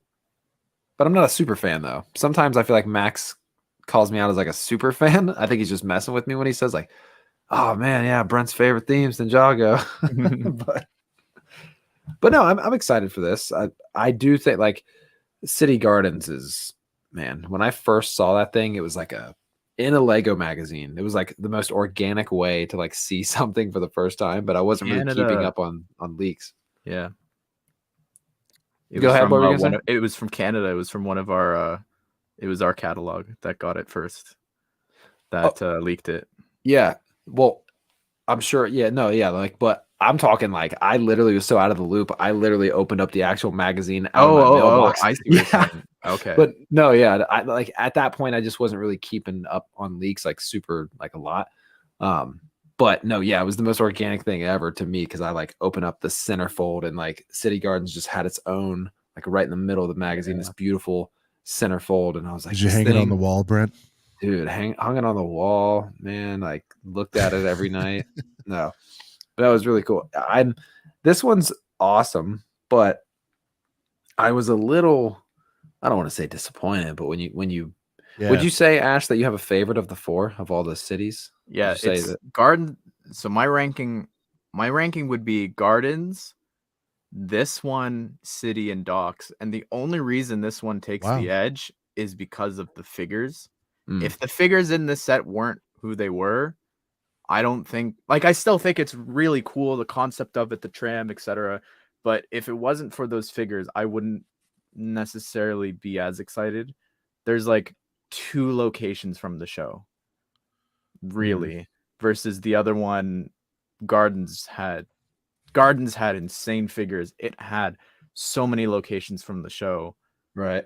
And City was just, the first one was just incredible. Like it was just unheard of at the time. I think I counted before. Is this 21? What was it? I don't 21. I don't feel like doing it. 21. It's 21. Okay. 21. Yeah. No, I think it's again, I just noticed I don't know, the trend, people coming out of the woodwork. And so one thing that I've always found interesting, again, being relatively new to Lego, is when they do these sort of continuity sets, Ash, like so people are again, the most obvious example for me is Jabba's Palace Rancor Pit, right? Where they suggest that you can bolt on another set. And so and again, this might just be my opinion, but I think I'm a little right on it. I do think people come out of the woodwork who don't normally collect Ninjago and go buy these big girthy boys every, whatever it is, 2-3 years that they come out. I think to get people really cemented into the theme, it would be wise to do a couple add-ons instead of the 750 mechs. Your thoughts? As a gateway. Yeah, I think if you look at Gardens, like that side little dojo, but that came in the set. I'm talking out of the set. I'm saying if you sold that separately, it's for sure for $60 or $80 or whatever. Exactly. Or like, I think that's what they should have done with Diagon Alley and Harry Potter instead of what they're doing now. But to go with what you're saying, when I listened to the other show, you were talking about how, mark my words, and this was before the announcements for the new Rey movie for Star Wars. You're like, watch the same thing that happened. Sequel fans are gonna love that new movie and the sets in a few years. With these sets releasing, right? The Gardens was for the 10-year anniversary. If kids started watching that when they were 10 years old, they're now 20. If they can buy this huge like part of their childhood, get all the characters, you know, from that. And then 2 years later, or I guess 3 years later, it's like, oh, look, here's another one with all these other characters from the show. Yep. And now they're even older, right? So it's perfect. There's no doubt in my mind that, like you're saying, fans from the show are coming out of nowhere just for this. Yeah, for sure. Yeah, I don't know. I think when you have sort of these tentpole releases, another one's happening tonight at midnight, like Nintendo. You know, I know a lot of people, especially my age, that are just going in and buying Zelda tonight. Yeah, we're gonna buy Zelda tonight, hard. And then Zelda's forever a heater. We all know that. But it's like, what else can you do to capitalize? Again, that's just where my marketing brain goes on. It's like, I don't know how to explain it. It's kind of like in the sneaker game where dudes will just show up and buy the hype Jordans and then bounce and then they're gone. They're not looking at anything else. And I feel like that's what Ninjago, not as a theme entirely. It's got a nice fan base and obviously they keep making them, so it's profitable, right? I just feel like I'd like to see them capitalize on this, you know, this wham bam situation that's happening with them. A lot of my friends or people I follow are going to buy this set because it's going to go in their city because it's impressive and it's girthy and it's whatever. Then they're out. And it's the same way for me. Our good friend TJ, shout out to TJ for still there, convinced me to buy a Mac and I love it and it's great. And it's a big Mac and, you know, it's a lot of fun. But I just feel like... You don't want to pair anything else up with it? I think Monkey Kid does it better. I don't think they need to, personally. I think waiting. I like Monkey Kid better than Ninjago, and I didn't think I'd care about either one of them, but I do happen to like Monkey Kid a lot more for whatever reason. It just speaks to me more. I don't know. And I feel like they're fair to compare, you know, and I feel like Dreams is going to enter that arena of these alt reality, whatever you want to call them, you know, original themes. But I there's so much. Sorry, I'm rambling here, Ash, but it's like there's so much competition out there. Me being like Star Wars, one of my mains, modulars being one of my mains, icons, depending on what it is, one of my mains. There's too much competition for me to start really delving into any of this stuff. I think that also something that this one does really well is it gives you the two main characters from the new series as well. Just, you know, introducing that to you, and the outfits for Nia and Lloyd as well. So, but I wonder if they need, I don't know if they need to wait as long to be releasing this. Like, I don't know. I look at with what Marvel's doing, right? We've gotten the Bugle last year with Sanctum. This year is rumored to be Avengers Tower. So, you know, that's back to back to back. Could Ninjago do that? I don't know. I think they could, personally, but yeah. Yeah, I mean, and by the way, I guess all themes, and I guess that brings me to another point. I guess Ninjago is not the only one, if you want to say, guilty of doing this. All these themes have these sort of tent pole releases from time to time, right? It's kind of like Nintendo, the Mario theme, which I just, it's just a mess. I'm sorry, but how Sonic. The only thing that's bringing the boys to the yard, in my opinion, for the masses, right, has been what the NES, Question Block to a degree, Bowser to a degree, and that's just kind of it might be a bad take, but that's my take on Ninjago. People are coming out for the big boy sets, but the other stuff, again, it's not, maybe it's because they don't like it. It's just, again, there's too much competition out there to get way deep into it. I think that this, well, again, we'll talk on it, but I think that this wave it looks aesthetically very different than your average Ninjago. Like, the core wave was announced this week that it's ending. The January waves that we normally get, that this last wave was the last one. So I think that those look and those are meant to be basic and repetitive of, here's a recognizable new dragon, here's a recognizable dojo, you know, like just your own sort of Lego's own take that doesn't have anything to do with the show. Versus, I really like Legacy, and maybe it was because I missed out on all those sets from before, but Legacy let me get characters that go for like Star Wars minifigure prices. Some of the characters from Ninjago, it's insane. some of them. Yeah, for sure. No, TJ was walking us through that. He's like, this guy right here, where da-da-da. I'm like, wow, that's like Star Wars pricing. That's insane. Yeah. Okay. So if you had, these are the coming soons, is there one or two or whatever you want to do that you would isolate as being standouts here, Ash, from what you've seen so far? I love this temple. I think the tree and everything, maybe it's just the autumn colors, but I just think that it coming at, like, sitting on top of the tree branch is just really cool, really fun and unique. Yeah, I don't know. I really like that. And I like the figures as well. You get the main villain in that too. I think that's pretty good.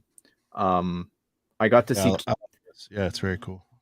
so I got to see two of them in September. One of them was the one that leaked from that catalog, which was that back to school catalog, Lloyd's Mech. That one's okay, but I love the what's her name, Sora's mech bike.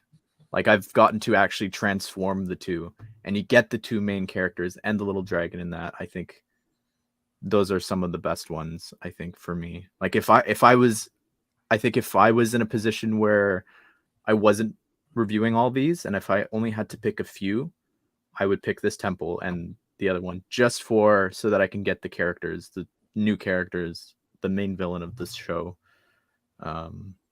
It makes sense. Yeah. I feel like that temple too could be something that people incorporate into their cities as well. Yeah, because I feel like there's, even if someone's not a huge Ninjago fan, I still feel like having like an area in a city with like sort of Ninjago vibes, you don't want to just have like city gardens then nothing else. So I feel like, something like that temple and other stuff like that's still beneficial to people that are like hardcore into city builders. This, Sean, I was super excited when this was announced because I didn't get the last. Yeah, me too. How do you feel about this, Sean? Because I know you said you're like, if the next Destiny's bounty's cool, I'll buy it. So Ash, I foolishly, man, again, and I feel like the bounty is one of those ones that sort of transcends the theme, for a lot of people, whether it's because they just like the aesthetic of a lot of the bounties, or they want something for their city and they just want another ship, whatever. They could be into pirates, whatever it is. Yeah, I was looking forward to it, and I foolishly let the was it Legacy, maybe that one go. It was staring at it was staring at me on my target. I'm like, I don't want to get into this, but I really want this, and I passed on it. Whatever, it retired. I missed it. It's over. Whatever. I heard this was coming. I'm like, yes. I don't hate this. It's not what I'm used to. So you as a fan, and love to hear, TJ. Hey, Emily, how you doing? Yeah. All right. So she's being swayed too. Look, I'm gonna give him a good look. I've been swayed many times. I've gone on record and said I'm not buying any of this stuff, and here I am, like, into 30 themes. But anyway, Ash, this one seems polarizing from a distance. Is that fair to say? It wasn't what everybody expected, and if so, are you still cool with it, or like, what's the story? I mean, I had to still see the interior. I'm very and I don't think even. Maybe Shop at Home does have the pictures. I wasn't sent them, but this is it. I'm on the Shop at Home right now. Okay, yeah. We're official. I don't know.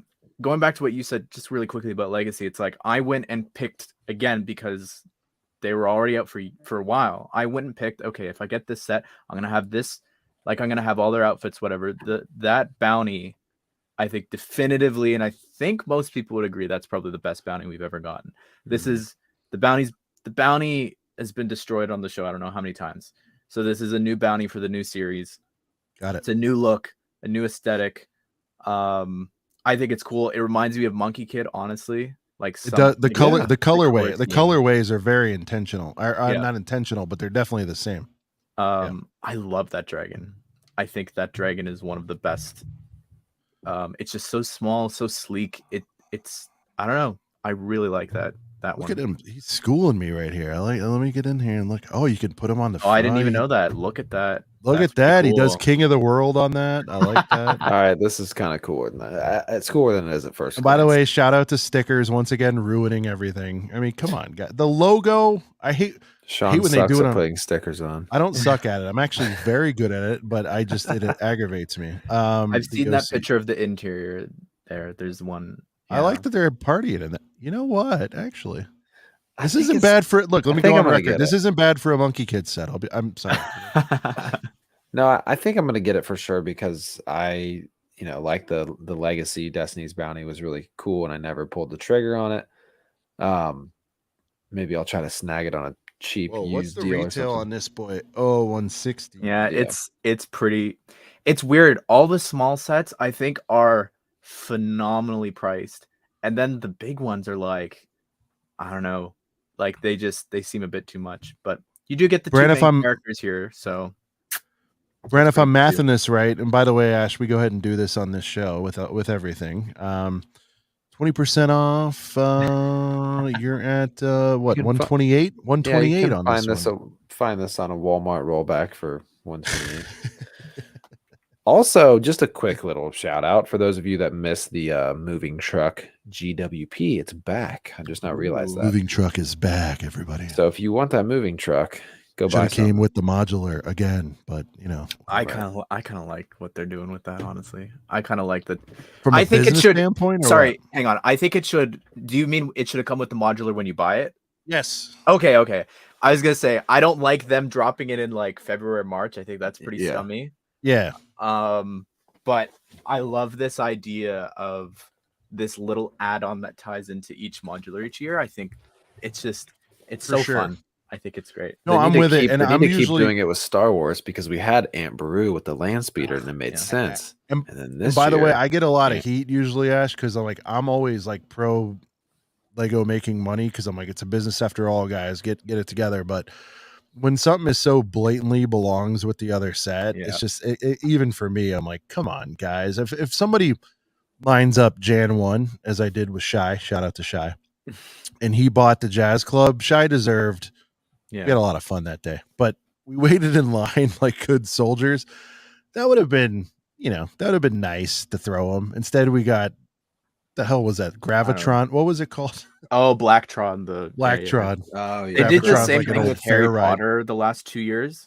Yeah. Where their promo was launching August, I think, and the sets come out June. It's like, I don't know. I just Shy, I deserved it. Yeah.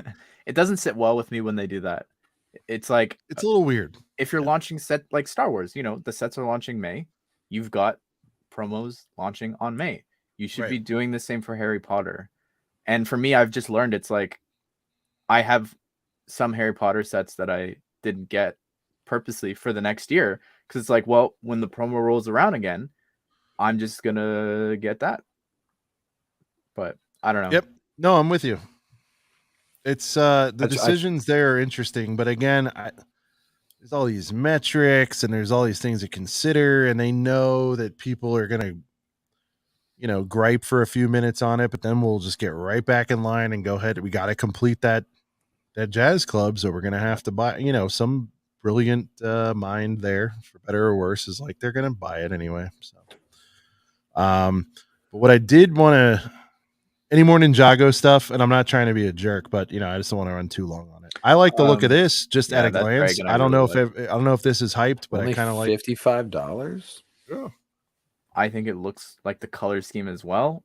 Dark like red, the nougat and purple. Like it's just not something that we've seen. I really like it. Oh, and the stance. I can go back one more, transforming thing. Yeah. Look at that. I didn't have that picture. That's cool. I haven't seen blowing fire.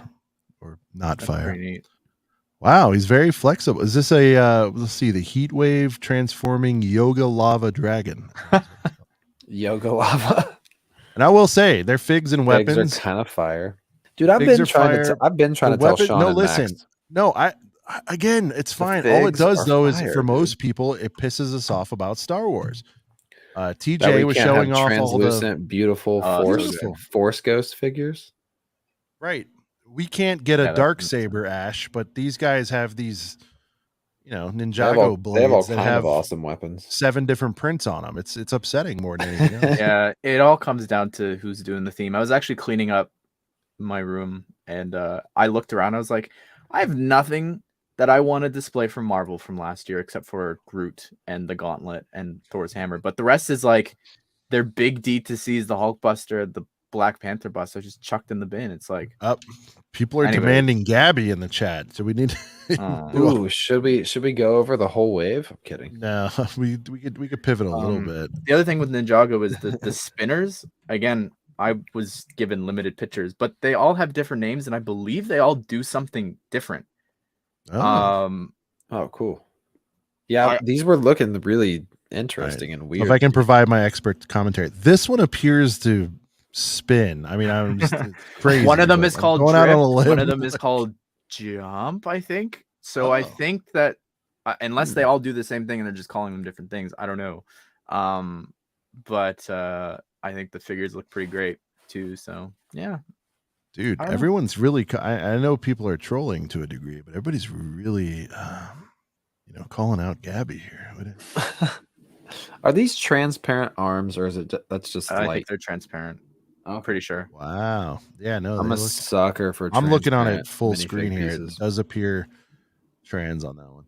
But yeah, look, guys, if everyone that's into Ninjago is saying this is one of the most heater waves ever, I'm inclined to believe it. I cannot. The crystallized wave last year was pretty good too. That was full of some heater figs. I feel like they're doing well. I mean, 10+ years on, I think the fact that shout out, managing to make I don't know, even that Lloyd mech, it's I don't know, it's cool. It's got pit droid head, and the feet are really cool too, with the sandals or whatever you call it. I forget the official name, but I know the yellow mech comes out of the chest. That was one of the ones they showed off at Arla Femme Days.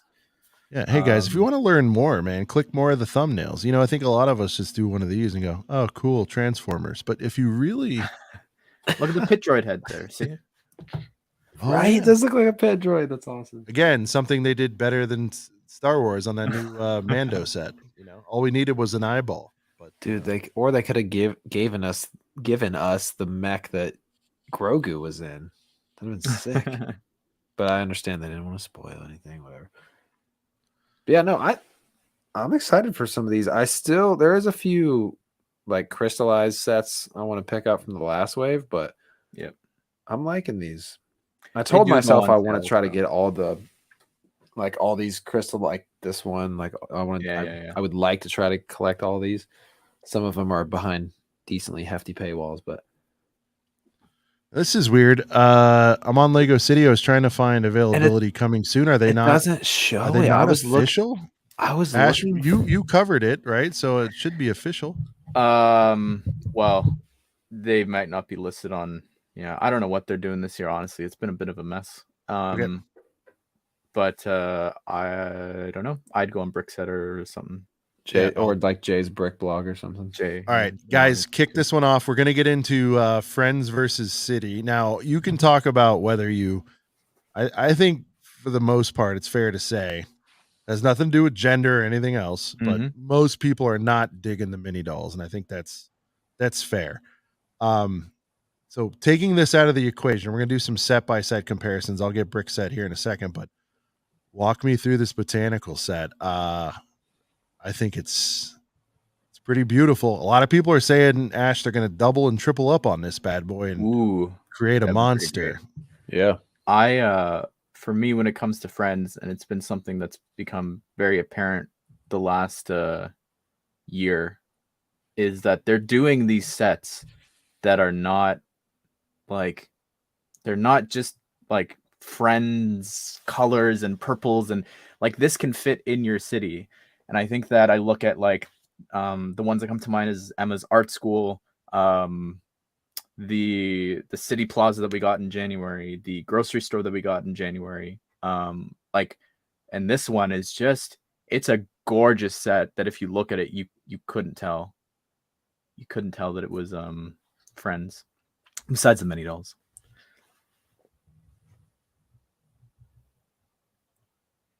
Oh, I just realized I was sitting there trying to find the city sets, and I realized we dropped Sean. I'm sure he'll be right back. But no, this thing's awesome. I think the idea of getting multiples of these and kind of modularizing them is going to be super dope.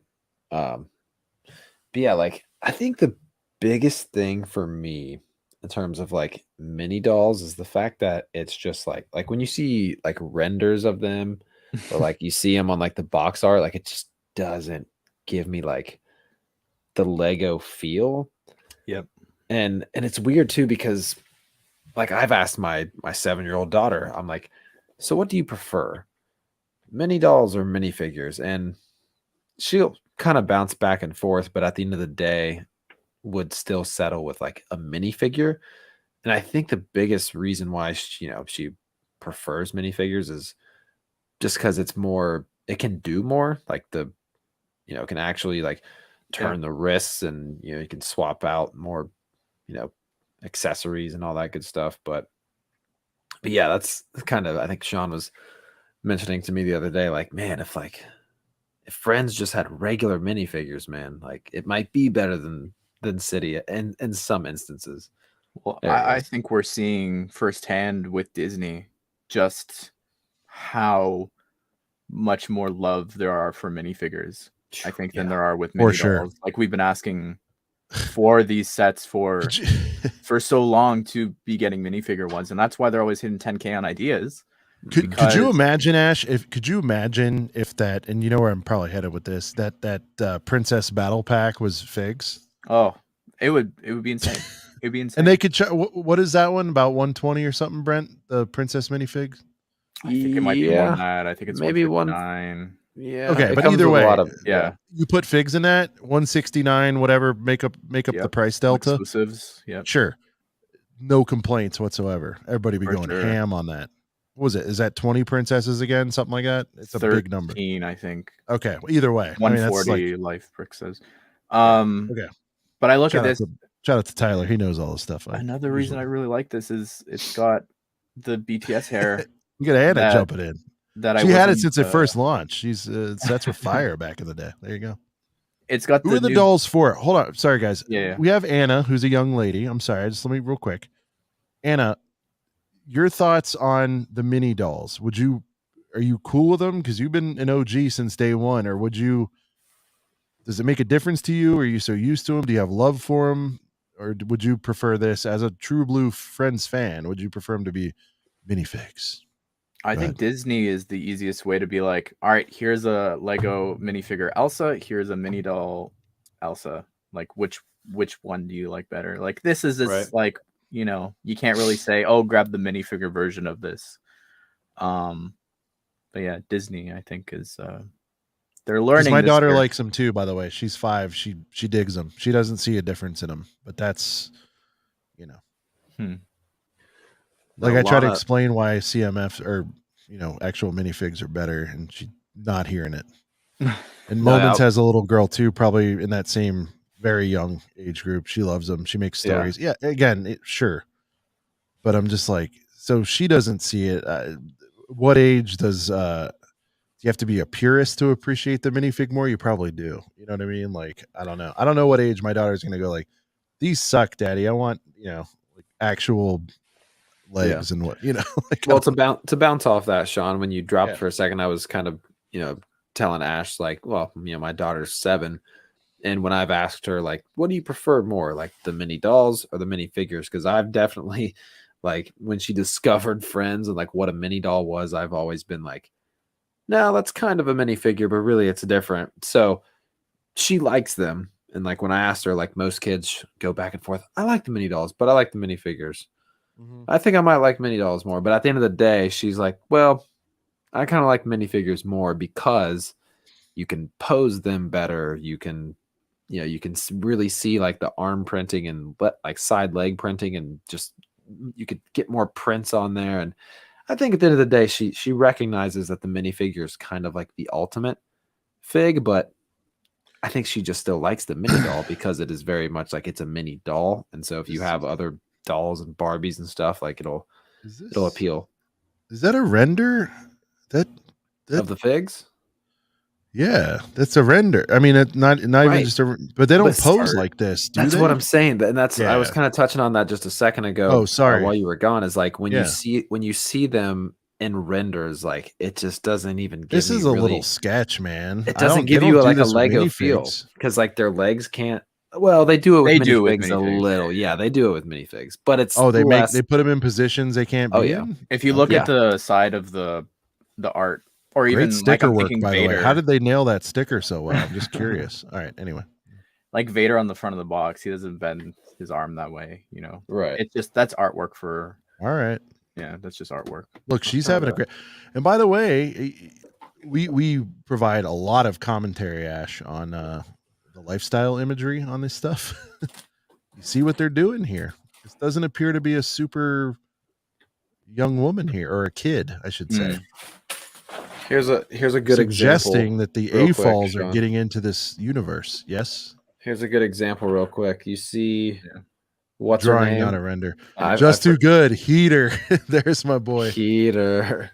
Hey, shout out to Just Too Good, man. Yeah, I forget her name. Fennec, thank you. But see how, Sean, she's holding her helmet under her arm? No. There's a big difference. Okay, yeah, but minifigs can't do that. I know, but hold on. I'm talking about in the product shots. That's the box art. To me, there's a big difference. Hold on, between how they're represented. I'm glad that you clarified. Like, I get that Leanne. Shout out to Nico, great guy, and shout out to Nico. Addie, probably Addie. I'm just saying, like, it's a little bit weird to be showing their box art pose this deep into the, these are set thumbnails. This isn't box art thumbnail territory. Yeah. Is this something they do? Do they ever show Vader misrepresented in the middle of these thumbnails? I don't think so. No. Okay. I don't have major beef with it. I'm just calling it out. Oh, wow. I didn't think I've seen the back yet. That's great. Dude, it's nice, man. You need 2 of those. You got to close off that dome, right, Ash? 4. Yeah, that's incredible. I didn't realize. I've only seen people freak out about the flowers in the one room. I haven't seen that there's a tree on the inside. That's wow. That's great. Right. So this $80. Nice. That's really good too. It's over 1,000 pieces, I think. Yeah. Oh yeah, there it is. So Brent, what do we at? 62 on this, or what do we? Oh, I'm getting 64. This for sure. I'm getting this for sure because not only is Lana excited for this, 7-year-old daughter, my wife, who's into botanicals, is really excited about this. And hey, if they want Lego, and I can buy Lego, and my wife's not mad at me for it, she's actually pumped about it, then everybody wins. So this is a win-win for my fam. So might not Just Too Shill joining the dark side again. Nice. Justin, I was called Shill the right way because I called out whatnot, but whatever. Lego's truly popping, and I guess underlining all this, boys, they're just relentless, man. This summer's waves is insane. Ash, I was hoping to have time, if we can find it, to even talk about I'm a Jurassic guy as well. I mean, that's incredible, right? There's a lot of competition out there. It's insane. Yeah, I someone commented earlier, I was like, I don't think there's a theme that's missing right now. Like, they're all hitting it out of the park, I think, so far. I can't speak to some like Technic, whatever. I don't follow that, but shout out to Technic. No, I don't like it. I'm with you. I buy the occasional piece, if I'm drawn out, but yeah. Yeah. I don't know. I don't know. I can't think of a theme right now that's dropping the ball. I like it. DC. Well, we haven't seen their wave yet, but yes. We'll get into that next because I know it's near and dear to your heart as it is mine. Let's finish off this Friends thing. And go ahead. I was just going to mention, Sean, I think it only has 3. Yes, it only has a couple of the coming soon sets. I have Jay's Brick blog pulled up, ready to go, or you can just pull up Jay's Brick blog. It doesn't matter. Get it. No, go ahead. Screen share, and I know how to do it. I'd love for someone else to drive. I got you. I like just saying things. It's fun. Yeah. But yeah, no, I mean, great point, Ash. I mean, there's nothing really lagging anytime soon.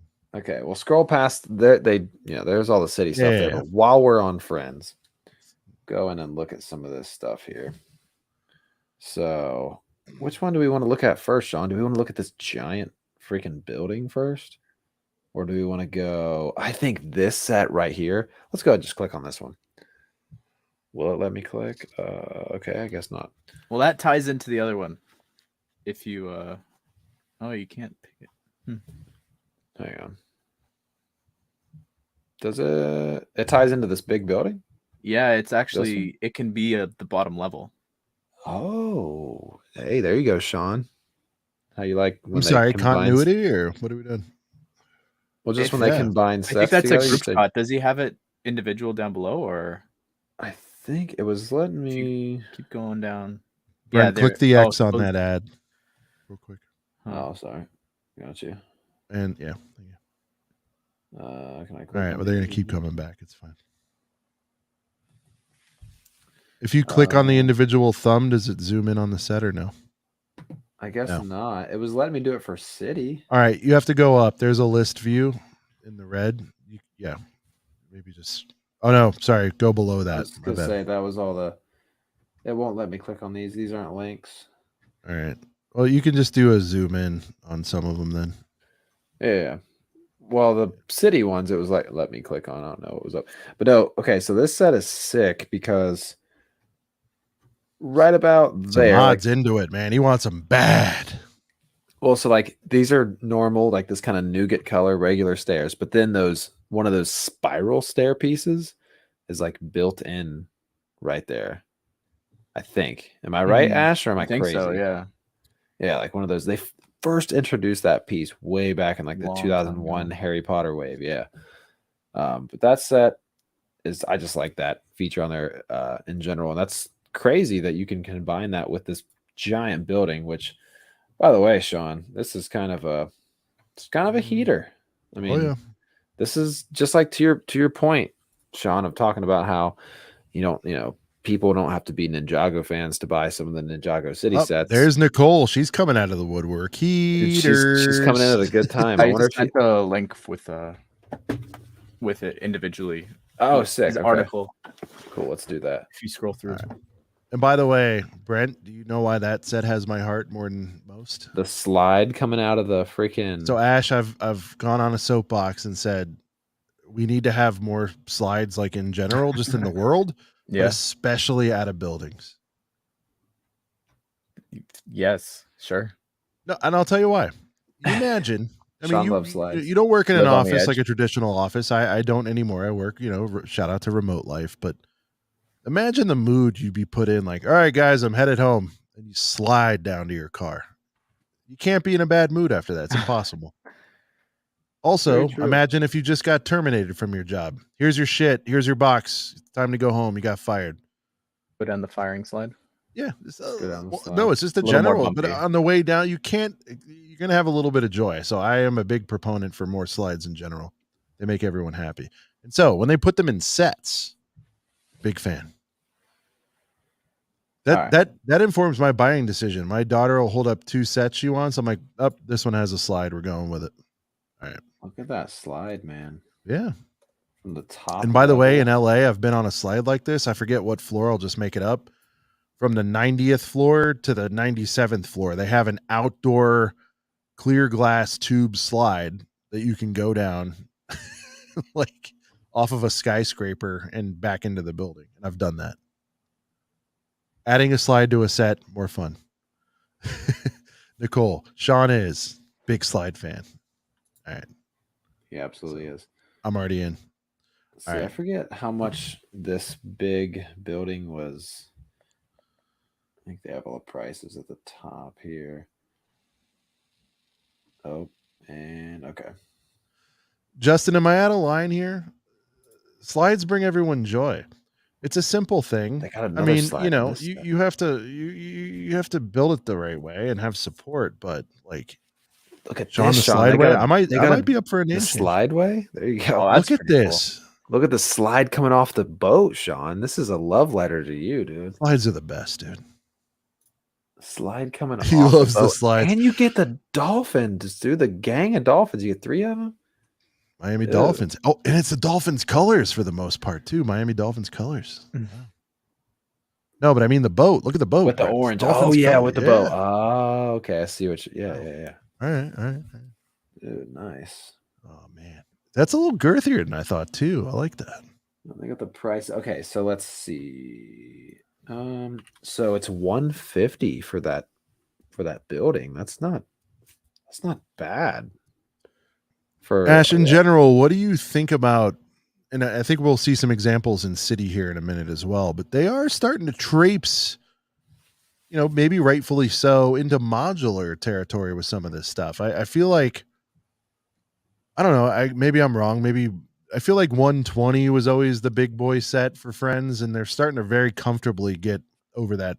And not just because of the Lego recent inflation, but they're starting to really get out there with some of these set price. There's the kitchen built on the bottom. Go down.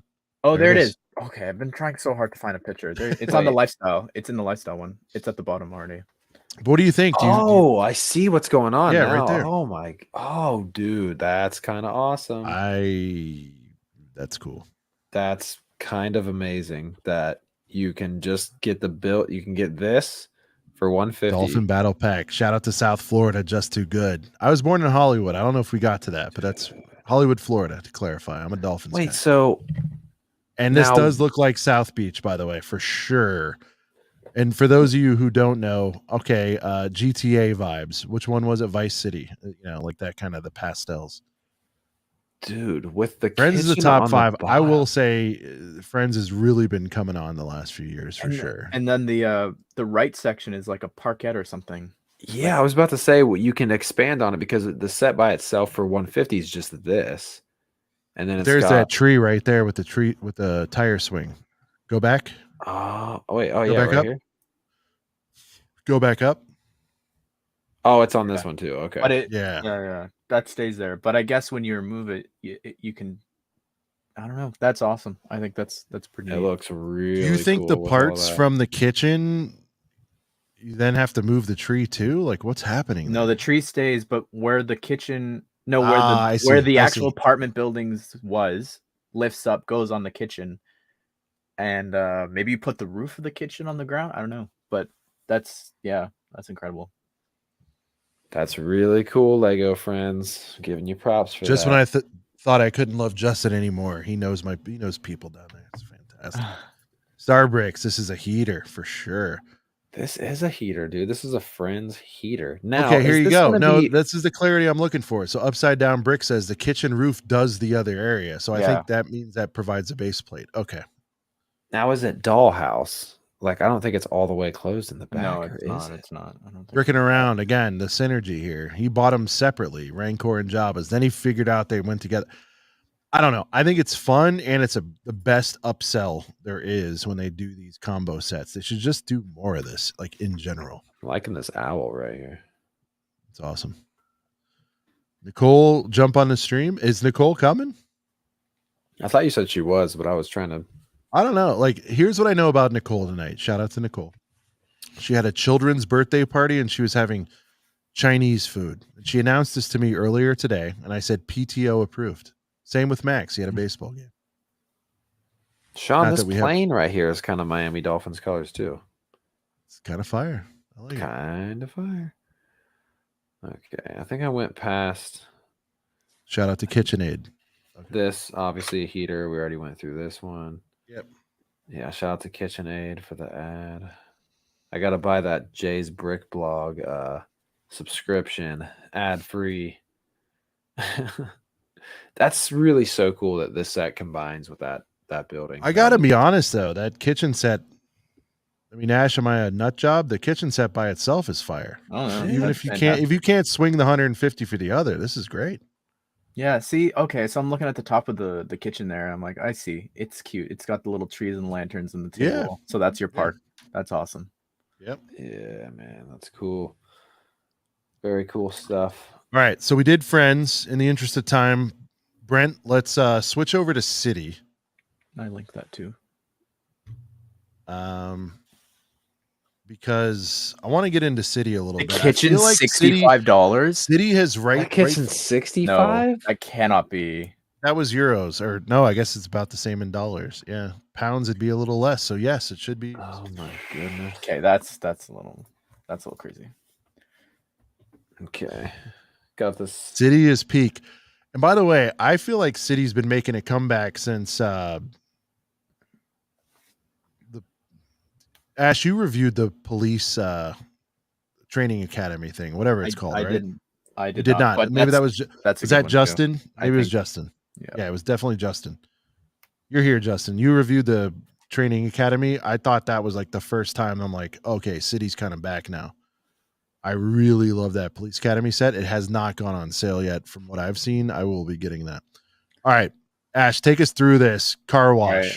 So this is incredible. I think for a small set, first of all, love that figure, the girl with the pineapple, but you can add the soap suds and stuff to the top. Like there's a spot to pour them in. I think that's really crazy. I don't know if it's going to be here on this. Oh, it doesn't show it. I've seen the picture you're talking about though. Yeah. Yeah, it's small, it's good. I think yeah, it looks, I'm gonna assume that's a print, by the way, because I don't see any other things that they would put stickers on, so I don't think they would just do one sticker. But I can already see people like modifying it and making it a little bit wider so they can like wash their speed champs. Because obviously, I'm assuming I was just gonna say, man, you just gotta. You could modify it a little bit. Yep, put a speed champs through there. Just noticing here, pay attention. This is a mod. Again, you were talking about modulars. The on the side there, the 1x4. That come into play for every single set here that has a location.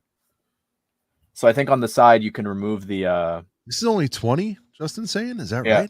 You can remove the little plant section there, put on the other side, but obviously it connects to everything else you're about to see. Skate park, the plaza. We have to rename them just to Dream Killer because apparently it's a sticker. He's saying, "Damn it, Justin!" Let them. I'm kidding. The sign for one piece, they're gonna make it a sticker. Saying you can see the corners. Oh yeah. See there on the render. Ash, what's your take on stickers, by the way? I actually have something called essential tremors, which means that my hands are always shaking. So I don't hate stickers. I really, if I can put up with stickers, I think everyone else should be able to. All right, that's fair. Hey, listen, with that going on, sure. But obviously, I mean, geez Louise, dude.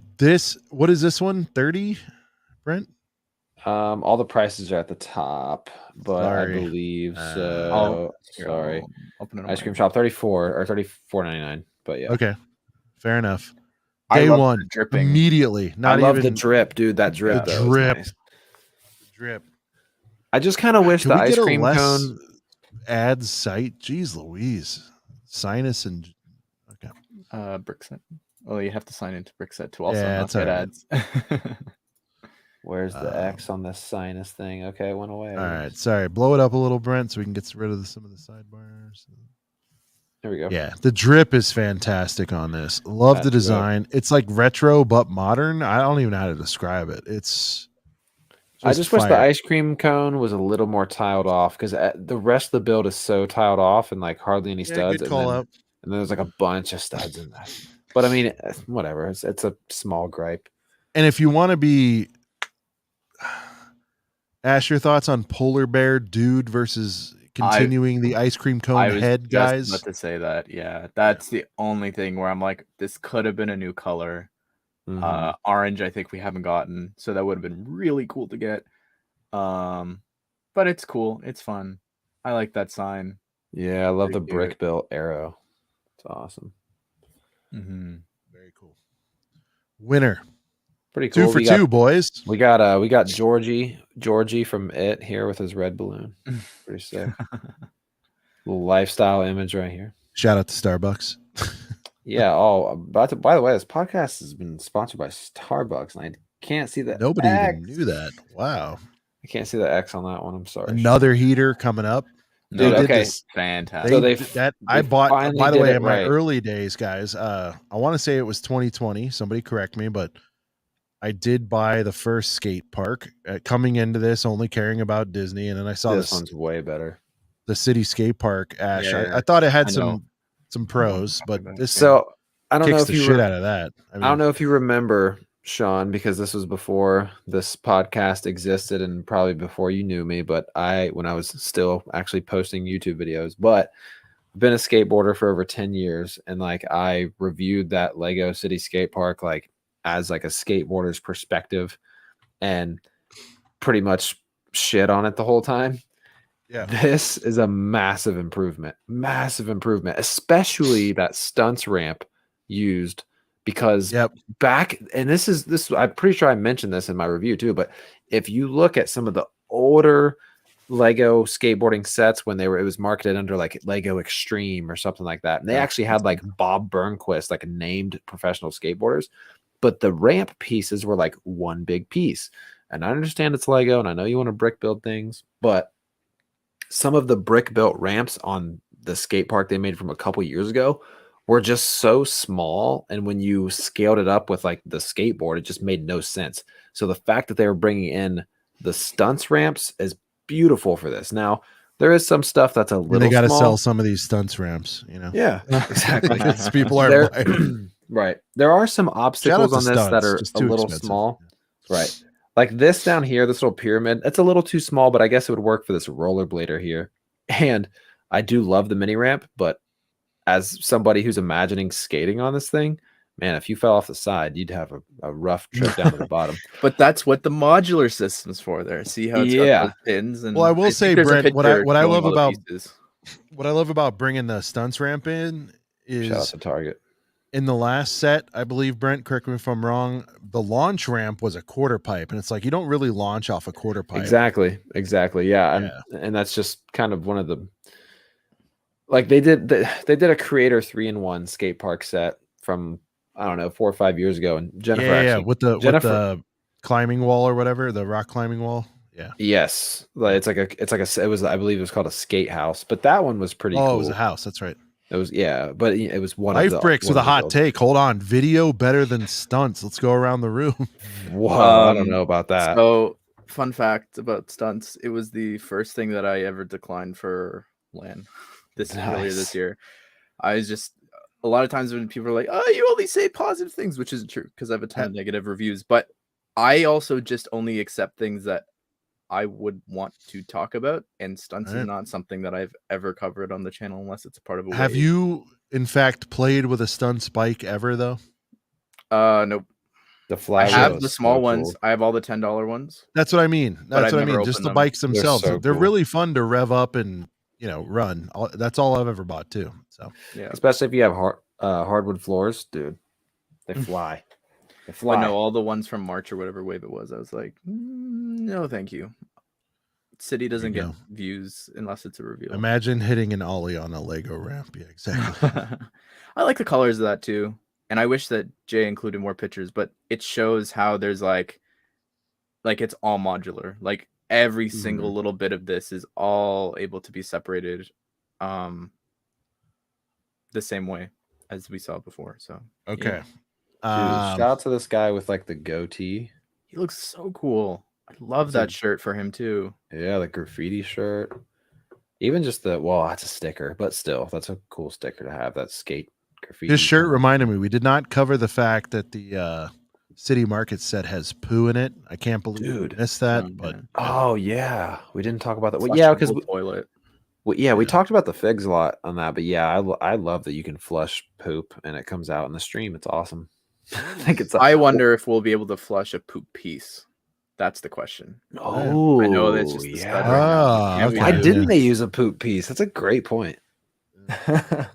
Shout out to this squirrel right here on the freaking skateboard with headphones. That's pretty awesome. Brent, this one, the moment it goes on sale, is it coming home?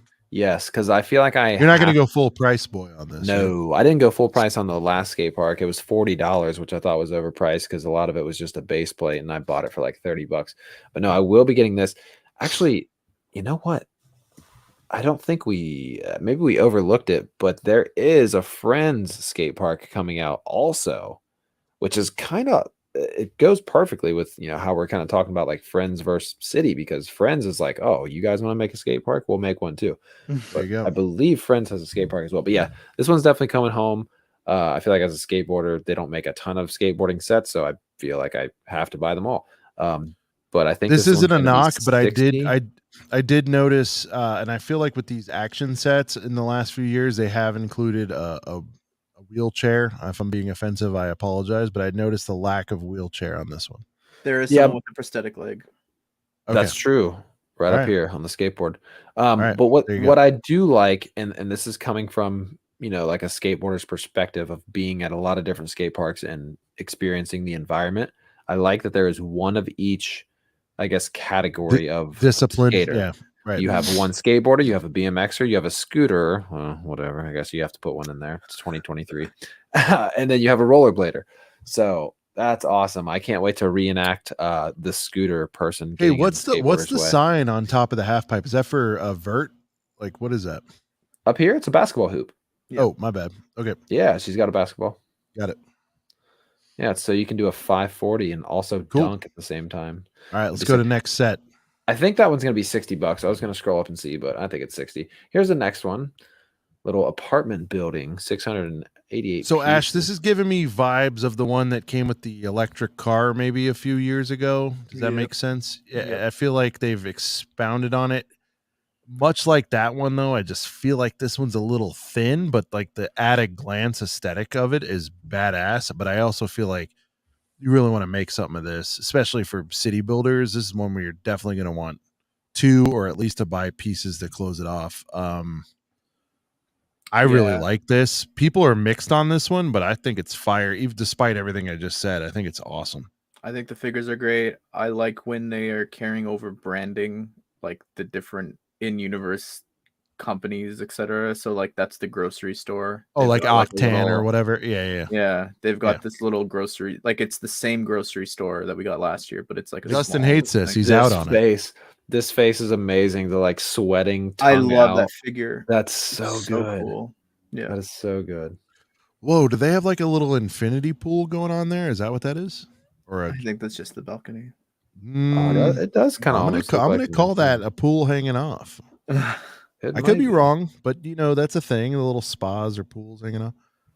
Right. I will circle back to why I like. Whoa, wait a minute. Is that a blue road plate? What is that? What's going on? Oh, that's really cool. Oh yeah. Oh, we've had that. It's before. A handicap. We've had that. Yeah, it's a bike lane thing. Oh, okay. But I've never seen the to the left like the scooter or whatever for this thing. Yeah. So Justin, you know what I'm trying to say. It does. It looks like a small infinity pool. I've been in suites like that where they have them hanging off the edge, particularly in Vegas. I'm just saying. Dang, baller Sean. I'm just saying. Shout out to the Glizzy. Had to put a Glizzy in there one time for the culture. So shout out to the Glizzy. Also, shout out to this ladder turned at an angle hanging or on these clips right here as the bike rack. That's incredible parts usage right there. That's nice. Very, very nice. Solar panels up here. It's 2023. Everybody going solar now, you know. Okay. Shout out to Secret. I'm very zoomed in on Secret. Okay. Anyways, this might be my favorite of this wave. This one's polarizing. I'm glad to hear you guys say that. I've heard a lot of negative on it. I'm like, what the hell else do you want? This is awesome. I don't know how you can be negative about this. I don't know, but they're out there. I'm telling you, I watched a lot of coverage on it. You were very positive, but I think it's awesome. No, this set is and not to I be showed like this to a friend of mine who works at a ski resort, and he's like, I might have to get this. Yeah. and not to be like, oh, I do the real thing in real life, but like skateboarding, I've also done a lot of snowboarding, and this is sick. And like the skate park, I've never heard of a snow bike, but you know, that's cool. But you've got a snowboarder, you got a skier, and you've got a tuber down there, and you got some roller skates over there. Ooh, I think that's you notice the little moguls too, Brent. Yeah. The little, I don't know what they call it. They moguls, the little jumps on the snow. Yeah, I do like that a lot. Now, I think the question we're all wanting to know is what happens when you send a boy down there? Will it launch or what? We need to know. It's got a little ramp right here on the end. I'm just saying, will it stay? How well will it work? Right. Is that what you mean? Yep. Are we gonna have a stunts 2.0 situation? You know, I don't know. You got the medic on standby there too. I think it's all tiled off well enough that it'll work. But what I wanted to point out here, these snowshoes. I believe these are short skis, which they call blades. It's coming in. Yeah, it's a thing now. Yeah. A lot of like younger kids, obviously, because they're smaller, they will learn to ski using blades. But even short adults legs too. Good call out. Yeah. Yes, but even some adults still do blades instead of skis, just because obviously you can't go as fast on them, but they're very like mobile. I don't know. It's almost like rollerblading ish, but I don't know if that's a new piece or not. But the fact that they have blades in here now, that could be a snowshoe. It's kind of blurry when you zoom in, but I think those might be blades, which are essentially short skis. And the rock climbing wall and everything, and how the rope actually functions. Like that's really, really By the way, cool. love the colorway on the rock climbing on the the pillars or whatever you want to call it. Yeah, The little hand grips. Yeah, the grips. Nice. Yeah. This set's really, really cool. This would go really good in like a winter. And how much is this one? Setup. Is it 100? This one's definitely 100. I think maybe one. Brick set has 104.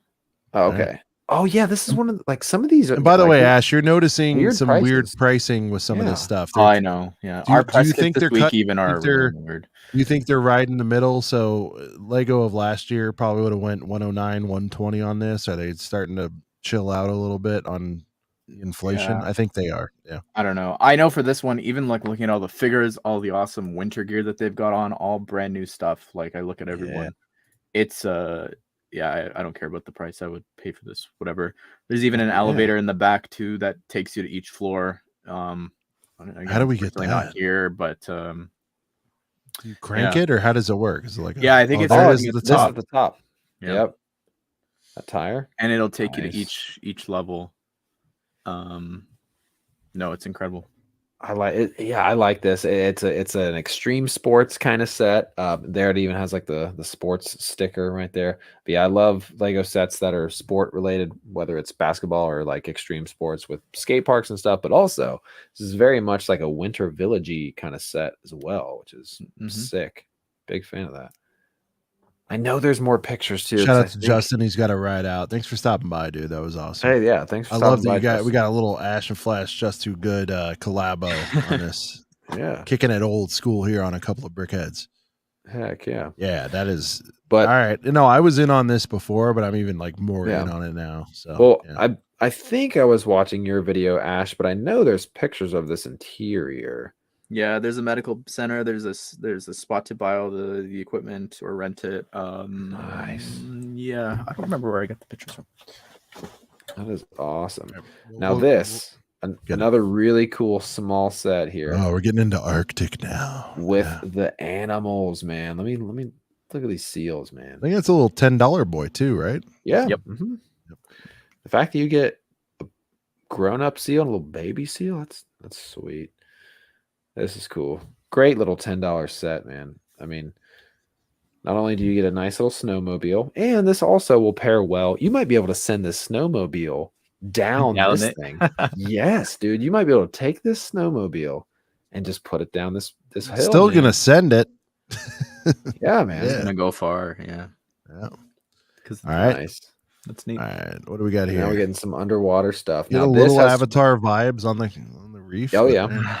This has great animals, great marine life here. We've got a stingray, I think that is. I don't know. I'm stupid. hammerhead ready shark. To go clubbing.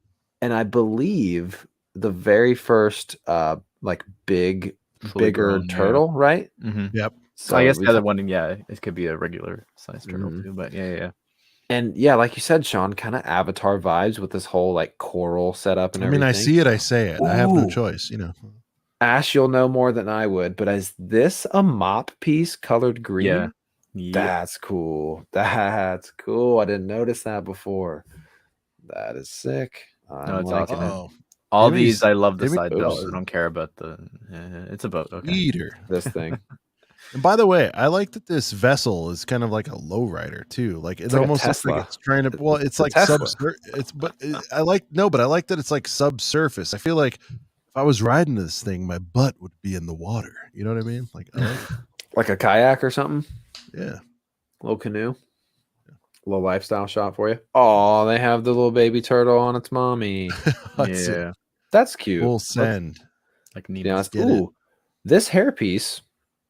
Is that from the Horizon Forbidden West? I think that's the Eternals hairpiece. I'm pretty sure. Oh, okay. The Makari, I think was her name. I know. I recognize it from something. Hey, shout out to Makari, a great place to get sets on the low. Makari, shout out. Hey, Anna, thanks for stopping by and congrats. By the way, Ash, our friend Anna just crossed over 300 subs. She's doing fantastic. Oh, nice. She makes some really good stuff. Thank you, Anna, for coming by. Keep killing, dude. Yeah, keep this crushing. This is pretty cool. Oh, yeah. Okay, we got to look at these polar bears. Oh, wait. That's the only picture. Yeah, there's more, but yeah. That's okay. All right, We let's gotta do a look at zoom. these polar bears right Listen, here, dude. again, Three we of were them? talking continuity, right? I mean, very blatant, Ash.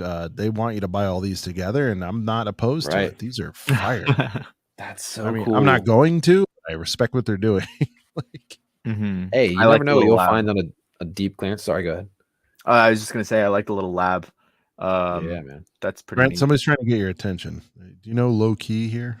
Oh, what up, Logie? Sorry, I'm screen sharing. Oh, it's Loki. All right, all in one. Well, his name's Logan. We call him Logie, but also Low Key. Got it. What up, Logie? Oh, my Dak, buddy Hudson. Sean all is my a cutie. Shout out to Dak. Thank you. I mean, I haven't heard that since like I wish Brent 89, would but reach. thank you. Yeah, all my friends are showing up. My buddy Hudson. All My right, buddy so Loki. look, I'm picking up What on up, a theme. guys? I'm observing chat. I'm taking everyone's thoughts into consideration. Peak is a word we throw around here, Ash. I once went on whatever record it's worth on this silly little show, and I said I thought Monkey Kid was like peak Lego. I just really no, but like the wave 1 and 2 stuff, from the wacky designs to the instruction manuals, I felt like they were putting a lot into them. Yeah. And you know what I mean? Like, just they're given like a lot of freedom to just go nuts and making new prints and molds and all this stuff. People are really feeling like City is coming back with this one. Yeah, I think this is solid wave. This hair hat combo back, and the baby. And the face with the goggles, good for the Winter Village stuff. This hat, Snowcat is a heater from. I love the guy with the fur as well. I think that's such a fun figure. He comes in another one too. That is cool. Little ice pick. Going on to a girthy boy here. We have the big old, what's this called? The Arctic Explorer ship, 500 or 815 pieces. Now, this is obviously going to be bigger than your normal $800 or 800 piece set because that big old boat mold. Shout out to Shamu, Blackfin and all. Blackfin and all. This thing's kind of cool. Or Blackfish, whatever that movie, the documentary was called. My Ash, I went on a cruise recently, so I'm like weirdly obsessed with going down these like YouTube rabbit holes of like anything to do with like big cruise ships. So this kind of piques my interest now. I don't know if I will buy it, maybe if I see it on a deep discount. Yeah. But man, I think we're all hoping and praying that we can get this whale on a pick-a-brick. Yes. I want all the animals there. That's what I need. Yep. Yeah, the animals in all these sets are so good. I need a Shamu army, a Shamu battle pack. I need a Here's a little bit of better sense of scale, I guess, since you kind of really look at this on like a table with minifigs. This thing's pretty big. Yeah, it looks the ID number a friggin' sticker. It probably is. Yeah. Where? Right. Go left. Yeah, I can kind of see it. Yeah, I can see the outline. Yeah. Dang. Well, I guess they're not going to print on a piece that big. Yeah, I know. Stupid question, but it's just wishful thinking. Oh, I like like that. Look at the reverse helicopter on the front. I didn't even notice that. Oh yeah, that's cool. It's got the buoys. I like that, or the life preservers, whatever it is. But this whale is pretty big.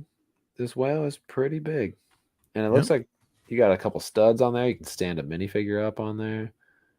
It's pretty cool. Ash, the Bob Man, 37. It's his parents' age. No, I'm kidding. Any live streams or live stream builds you're planning to do? Do you do those? I don't even know if you. I have some stuff that I need to do. I just haven't done it yet, but we'll see. Right. So this set's pretty cool with all these sharks, man, and it looks like love that side build. Yeah, this whole side that's a side. God, I didn't even zoom in on this. That's flames, dude. Is this a? Oh, I was going to say, is it an attraction or a ride? But no, they're just trying to give the effect of underwater with a. Yeah, but what's cool about this though is like this is a side. Does that shark have blood on its mouth going up there on the top left, or is that just? I think it's the. That'd be fire though. That would be cool, but Lego wouldn't do it. But no, this is a side build with some substance. Water, you know. This is pretty cool. The sharks spin around. Yeah, they go around and around. This is cool, man. And Deck, why is City popping off? I know shit is happening, dude. City Shark battle pack. Man. That's fair. The suit there as well, underwater. Yeah, that's. And by the way, I'm sorry, guys. This is teetering between ocean and space right now. You know what I mean? Like it's I'm just saying the design's out there. That vessel doesn't belong in the ocean. It belongs in space. I guess it could be. I mean, look at Yeah, it. all right. Now we're back to ocean. Yeah, there you go. But yeah, this side build over here is awesome, guys. I mean, this thing is pretty dope. Pretty cool. Now, before we get into that bottom one, this one's pretty cool. I'll pick it up on clearance all day long. This is cool. I'm trying to see how big this shark is, because every time we see it, it's like in that side build, but it's obviously bigger than these other sharks. I think it's like. Do we get the full shark or kinda just the head? We do get the full No, shark. you get the full Okay. shark right here on the box art. Yeah. I think it's the same size as the one, Okay. the last Pirates of the Caribbean set that we got. The ones that were like zombie ones. I don't know if that might have been before you guys got back into Lego, but Yeah, it's a bit bigger. Yeah, I've like seen them vaguely, but that's cool. No, this set's cool. That side build is like side build of the freaking year for sure. Anyways, speaking of builds, this thing. So this thing is pretty awesome. I think this is gonna be how many pieces? 2010 pieces. That was a good year. This thing's pretty cool. I'm vibing with it. I like the tree, the little pizza shop over here. Didn't notice that before. That's kind of nice. Shout out to the Tuk Tuk. Sean, I know you like Tuk Tuks. I'm a huge Tuk Tuk guy. Yeah. Shout out to the Tuk Tuk. I like the string lights, little Christmas lights right there, whatever. Got a little pink scooter back there. Little Elvis down there. You see that? Oh, this guy right. Red. Wait, Yeah, where? he's got some chops. He's got some lamb chops going on. Okay, yeah, there you go. Yep. He's also got some chopsticks. Yep. Shout out. Shout out to the chopsticks. This is really cool. I love the bridge from I building. love the sky. Anytime there's a sky bridge, I'm kind of in. You know, Are sky bridges as cool as slides to you? No, but almost. No, but it's a good runner up. You know, this is a really cool palm tree. That's the new foliage piece that they introduced in the Rivendell set, I believe. Ash, fact check. Yep. Okay, cool. I knew you'd know that. But no, that's super cool. The same one they used in the indoor speeder chase. That's super awesome. I think there's new rails there as well. Those white. It was pointed out. Oh, over here. Yeah. I don't know what. Things? I think those are new. I'm pretty sure. I feel like is this is that a train track? This turquoise, the roller coaster. Oh, okay. Yeah. That's a whole. So I don't know. We haven't seen the full backside. We've seen a couple of the rooms, but the hotel is really cool. And again, I think that's someone walking across the sky bridge down below. Sky bridge seems to be enclosed. I like that. That's a comic store down below, and they've got the mascot there. Barbershop on the right. City Comics. Yeah, that's cool. Yeah, barbershop to the right, and then a vet up above. And I think that that's a part of the hotel. But yeah, that's pretty neat. Brick built brick. What I do love about this top section right here, how sleek is that? Yeah, like, it's so modern. That corner window, not a stud in sight. The masonry bricks, but turned the other way just for the lines. I love that. This is a really cool city set. I really taking a deep dive at this and really looking at it. I like this. Even the barbershop, like I love the little build for their little, I don't know what this thing is actually called in real life, but the barbershop spinny thingies. But I used to know the what name it was. Of it. I used to know the name. The little, you really did? The little spinny thing? I really did. I thought you were kidding. The park section there, like the gorgeous tree with those two pieces, and then even the water with the chains, like it's just like if you look at all the minute details, it's a really cool set. The figures are really good too, I think. Barber's Pole. That's what it's called. Oh, it's just Barber's Pole. Ooh, this is a very nice drink or a slushy, whatever this person has right here. Yep. This is a cool set, guys. There's a there cool rooftop party all there. City. What else do we got in City? We got a quick 4+ set, but my favorite thing about this is that 2x4 tile that the manager is holding. It's of the blueprints of the apartment building from earlier. If you scroll down a bit. Oh, okay. A little lower. There we go. Oh wow! Wow! Blueprints for the other building from Nice. before. Look at that. That's cool. And 4+, that's a print. So They make you There get you that the 4+. So. Yep, that's confirmed. That's true. And then Justin was saying, is it city or look there at it this is. house. Yeah. Family Dude. house. Oh, They've been killing it with the houses lately too. Finally. I was gonna say there's only one picture, but Yeah. I've seen the they got a interior, lifestyle picture. and it's like I don't know where and how they're fitting all these rooms in, but there's everything. There's kitchen, there's the living room, there's the dining room there, and the greenhouse. There's a master bedroom, a kid's room. It looks so small, but it's so compact. It's really, really great. Charging station for the car. Yep. Got a dog. Little soccer goal. It's so cool because it's like very modern, but there's still, you got studs on the roof still. Like it's not too tiled off. Could that car go in the carport though? It's a little bit weird that it's outside. Maybe they are just doing that to show more space. I bet it goes in there. Oh, think 100%. Yeah, I'm sure. it's a 6 wide. It fits. But yeah, guys, that's everything. For city. Justin did want us to call out the. I guess it's not city, but the little $15 or whatever Land Rover.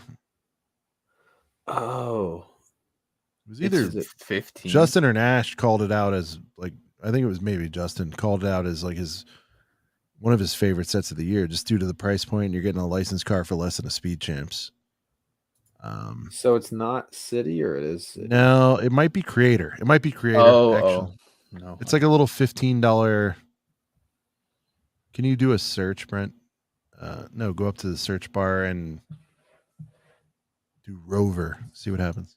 Oh, I know this. That's it's a yellow one. It's a Creator, like a store exclusive. I know what you're talking about. I might be able to find it on Jay. I think it came out the day before that. All. This is all the. No, just do Creator Rover. Yeah. I found it.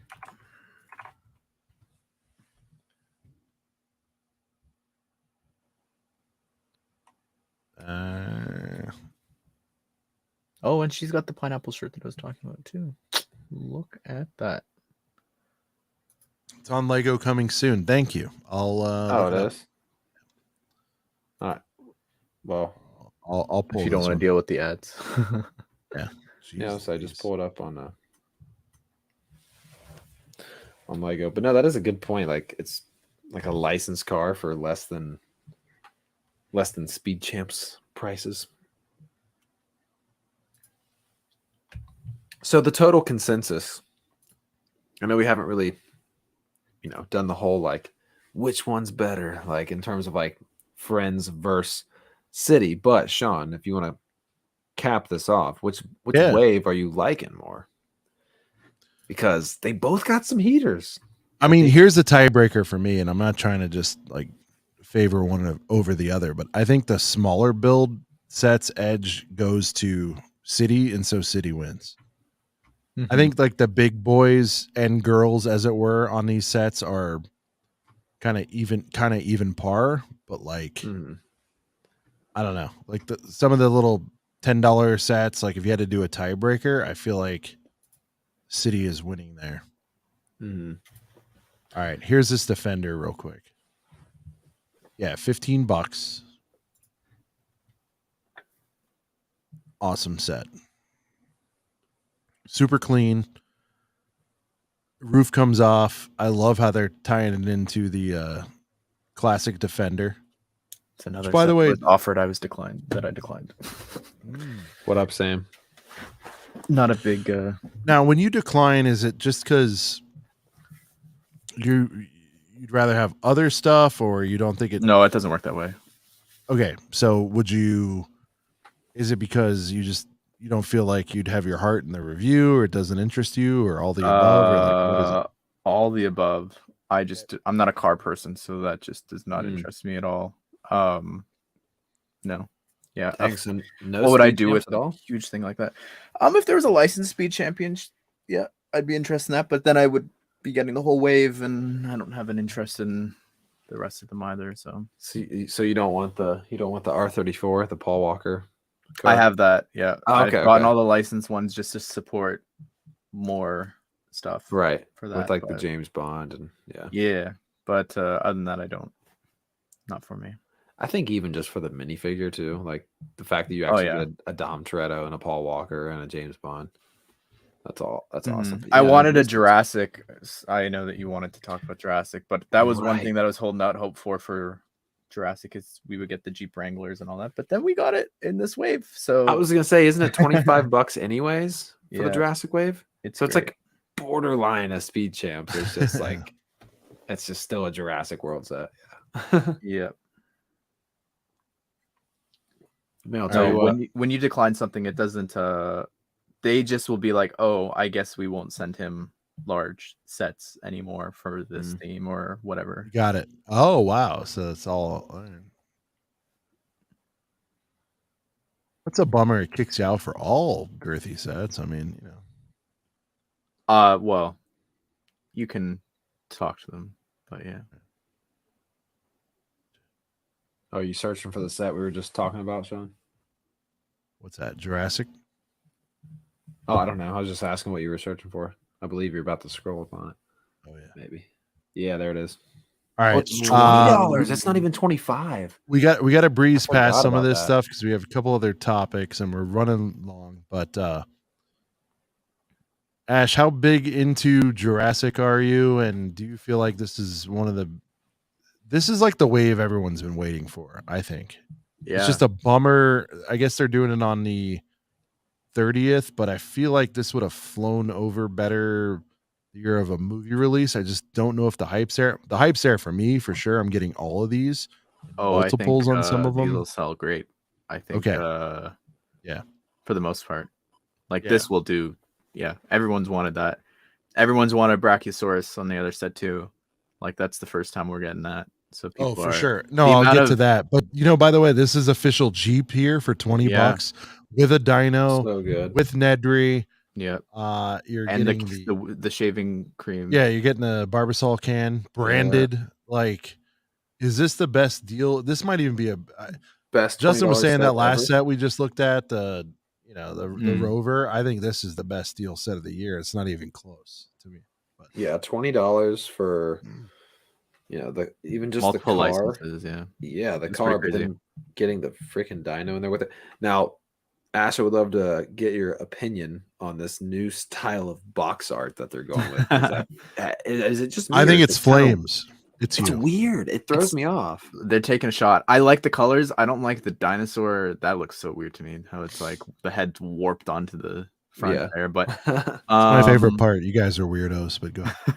No, I love the color scheme. I think it's great. On the back of the box, they've got like silhouettes of the dinosaurs and stuff too. Yeah, I remember. Jurassic is one of those themes when I cover. It's like people freak out. They're like, "Oh, it's cool," and then over time, the Jurassic and dinosaur fans just come out of the woodwork, and probably every single day I get a new comment on that video of people just getting so excited about this wave. Yeah. It's really good. These are all June 1st. Yep. June 1st. Shy has already pronounced he's getting them all. Yeah. Day one, which Shy's gonna have all these before. Well, Shy, his son's into it. Now, Shy, can you please comment, sir, on are you personally excited in any way for this, or do you feel is this just for your boy? Because I don't know. I feel like it's a fire wave. So $20. I mean, even if you want to dip your foot into the pool, let's say you're Jurassic curious, so to speak. You can get a little dino here. I'm just saying. I'm just saying, dude. Like, if you're one of these guys, like I do Speed Champs, and you're getting a Speed Champ, a figure, cute little side build, and a dino for 20. I don't. Yeah. That's a great scratch. Talk about an appetizer. Yeah. Scratch the itch for drive. So I'm curious. Damn, Shy's buying the whole wave right before Brick World. Well, I mean, it's not a horrible. I mean, it's not. I guess it's not too expensive, but no, I mean, it's not nothing. These dinos and a Ash, where are you at on this neck piece? I mean, the gap in the neck is obvious. How do you feel about this? I don't know how else you would do it. I think again, when I was saying I get a comment on the video, most of the time it's finally a Brachiosaurus. Like people are just besides themselves. Don't care. Yeah. I know some people are like, oh, I don't like that. It can't stand whatever. We'll see in hand what it can do. But again, I think overall we've finally gotten this. I think the tree could be a bit better. I like that it combines 2 scenes. In it. I think that's a lot of fun. The Jeep as well. I haven't hold on. I haven't spent a lot of time on this, but like, is the only difference between this Jeep and the last one that they wanted to have mud coverage on the sides, or is this a completely different build? The other one's muddy. It's the same structural. Like, I believe it's the same, but it's even got like the mud one had like a footprint on one side of Dennis, and then on the other side it's of the dinosaur stepping in. Like, it's pretty cool, the detail that they did. So yeah, the 2 scenes, you've got them feeding it, and then the other one is the actual reveal of the dinosaurs. It's iconic. Picture. I mean, Brent, Jeep branding. I mean, come on. What are you gonna do? Awesome. I'm assuming those are stickers. Yeah, I think they're all. There you go. It's your I believe second. Is this second Hammond we're getting? Yep. The other one was better. Fire figs. I mean, all 3 of them. Dual molded arms, but yeah. And you talk about girthy. This is. Does it qualify? I mean, look at this. Oh no, the Brachiosaurus can. Yes, it qualifies as girthy. This is not 1,000 pieces, so it doesn't make the official girth chart. But dude, this is like. I could see people buying multiple. I mean, if people are just buying one, Ash, if you've been collecting casually, I feel like this is the one because you're getting a new species and everything. Yeah. But you could get multiples of these to have multiple trees and Jeeps and bracket. Like all 3 main things are like meant, like you can have multiples of them and make it work. What up, Fritz? Fritz was in here for 4 minutes. He like came in, bombed a couple threes, and took off. He's like, "What's up, boys?" I think when he said /night, he said, "How's everyone's?" Or I hope everyone's having a great Shy day. is coming out of the JP closet. Ezra wants him, but he isn't attached to the OG. This one I saw in theaters. It's all me. Yeah. Yeah, Fritz, I didn't mean to acknowledge. I didn't mean to not acknowledge it, but I mean, he comes in for 4 minutes. You know. No, he's not leaving.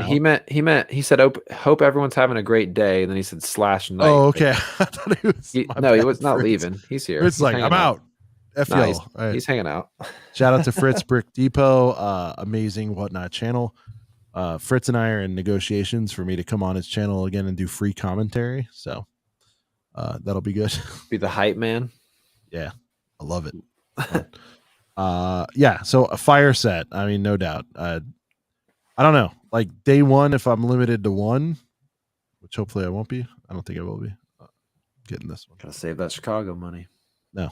But you just sold a house. You're good. It's beyond that. He said, but then I gotta find another one. Exactly. All the costs of moving. Oh, where's my coming soon? Sorry. All right. Pile of poop one. The pile of poop.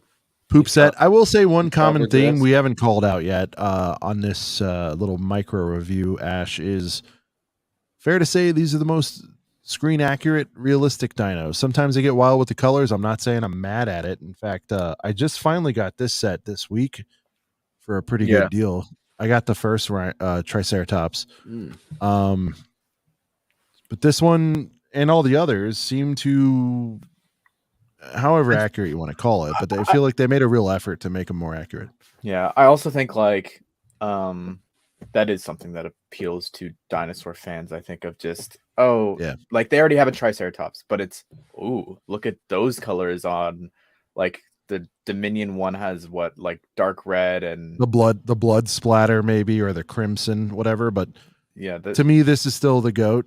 I mean, this new one's cool, but I love this one. I know it's not accurate in any form or fashion. This one speaks to me, so I had to get it. But yeah, I think though, just whenever they do that, I think it will bring people in to get this. For me, I have got the 18 plus diorama set, which I love a lot. So that the car is not as interesting because they're in that one. But you know, I think that's going to bring a lot of people to this set who don't Yep. want to. I did breeze past that. Mhm. This car, Ash, is selling. I keep tabs on these things because I'm a weirdo, but in the diorama set, you get 2 of these, and a lot of people are selling just the car today Really? for That's 50 to pretty 60 crazy. bucks. No, but they're selling, Yeesh. it's just 50 to 60 bucks. So if you've wanted the Explorer, now's your time to shine, and you get a dyno and a couple of figs. Yep. And I mean, let's be honest, anytime you can get a Malcolm in a set, I mean, And it's brand new as Yeah. well. So need I say more? By the way, Sean, I think there's a couple sets that are pre-order available, so they won't show up on the coming soon. Oh, son of a! All right, the visitor Go- center. You Yeah. can go ahead. we'll and hit zip this through last it. one. Yeah, that's fine. This is the last of the non-pre-orders. Of course, the big draw here. Well, 2 big draws. You're going to get Muldoon. It's the first time you're getting Robert Muldoon in this set. Key character, obviously. If you know, you know. Yep. But then someone pointed this out in a really cool preview the other day, Ash. The visitor center, which we're going to get to next, does in fact have 2 raptors, and this one is exactly the same in that you do need the 2 raptors For the to make scene. the final scene complete. And I think Mhm. that's a really cool tie-in. Yeah. I think this is a really iconic scene. I wish it wasn't 4+, but I get Yeah, it. we all do. We all wish it wasn't 40 either. It's bonkers. But I could see them circling back to this at some point. Like doing an actual paddock thing, but Like a diorama, perhaps. yeah, I could see that for sure. That is crazy that this is just one of those 4+ sets, similar to like the the AT or ATST with the the Star Wars ATST that was shout out to 35. Sattler holding that sausage like a boss. I'm just saying. Holding that sausage like a boss. Shout I mean, out it's to the sausage piece. Shout out to the glizzies. You can do the transfer. wow, of the dual belt, molded. Look at this guy. Wow, I didn't even realize that he has I think this. that's just print. Oh, my bad. But unfortunately. still, this is still Yeah, the yeah. fact that he's wearing shorts here. That's kind of interesting. Oh yeah, he could have had just white legs. They didn't Right. have to do that. Yep. No, I Mhm. think that's awesome. All Wish right. they'd go the extra mile for Star Wars. No, they never do. Get to be choked honest. up. All right, Jurassic World. We're gonna click. There we go. That's a main event. It's a main event. What's the other set that's pre-order? It's just that. That's the Oh, only that's it. The only one missing. And Okay. then the visitor center. Ash, I'm at a love-hate on this one. You, when cramming before you came back on, I knew you were a Jurassic guy, and I saw they must make these sets. This was number 1, I believe, on your list. Oh, the And top you- 10, yeah. Yeah, the top 10 they must make. Mm-hmm. You kind of respectfully pleaded, I would say. You're like, come on, guys, it's so obvious. You got to make this. They finally made it. I think I kind of want to speak for everyone. We would not have minded if this was the second truly girthy boy of this theme. I think we all would have been fine with a $250 version. Instead, we got a $130 version.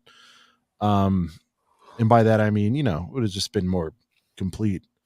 I think That that price said, is actually pretty good for what you're getting for a no, Jurassic. I'm saying, but I would have rather had a 250 one that was more no, for sure, yeah. closed off. But 18+ actual. exactly, you get what I'm saying. The second iteration of the gate, this deserved the gate treatment, I think. Yeah. And we didn't get it, but it's not as puny as I first thought. When I first saw it, I'm like, I hate it. Oh man, they blew it. No, 'cause But there's a there's whole level. other. There's levels to it. Yeah. Well, and like even in the main box art, like you can see it, but not fully. This dino right here, like the dino skeleton. Yeah. It's awesome. If you A miss lot of out on the people, one myself store- included, are going to be using the one from the Camp Cretaceous Yeah. set. I mean, I pictures they appreciate you put saying that, Brent, but to me, the fossilized thing is kind of lacking. But Mhm.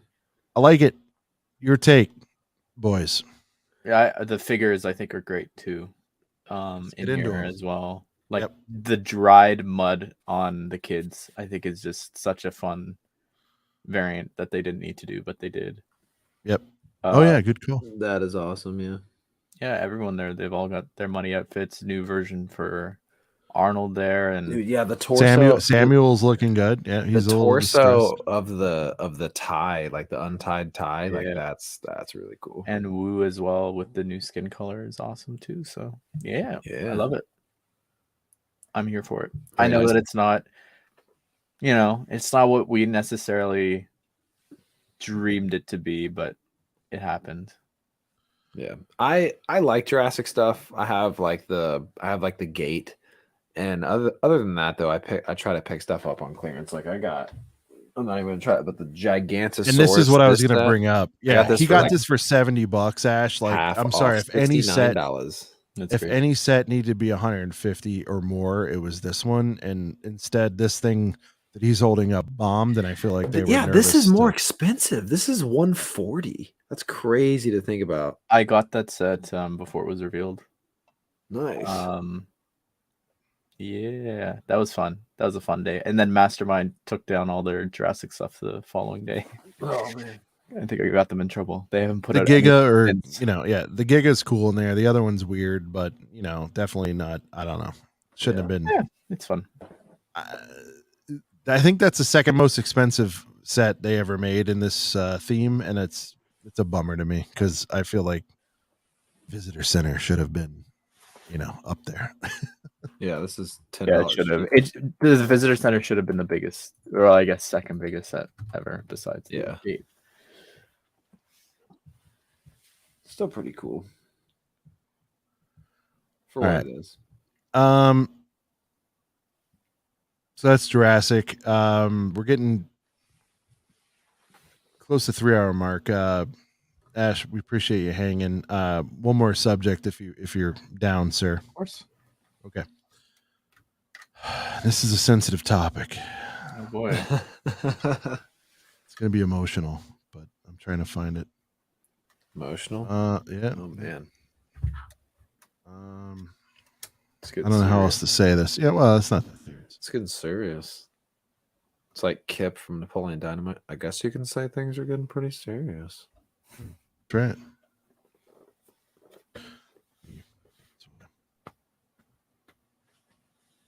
You find it? Yeah. One sec. Retype it. It's something I wanted to ask him about because I know he's I heard with me on this too. All right, Ash, what the hell's going on with DC? I mean, like just in general. I mean, let's just. I'm not meaning to launch another 30-minute convo on this, and I know it could go that way, but like.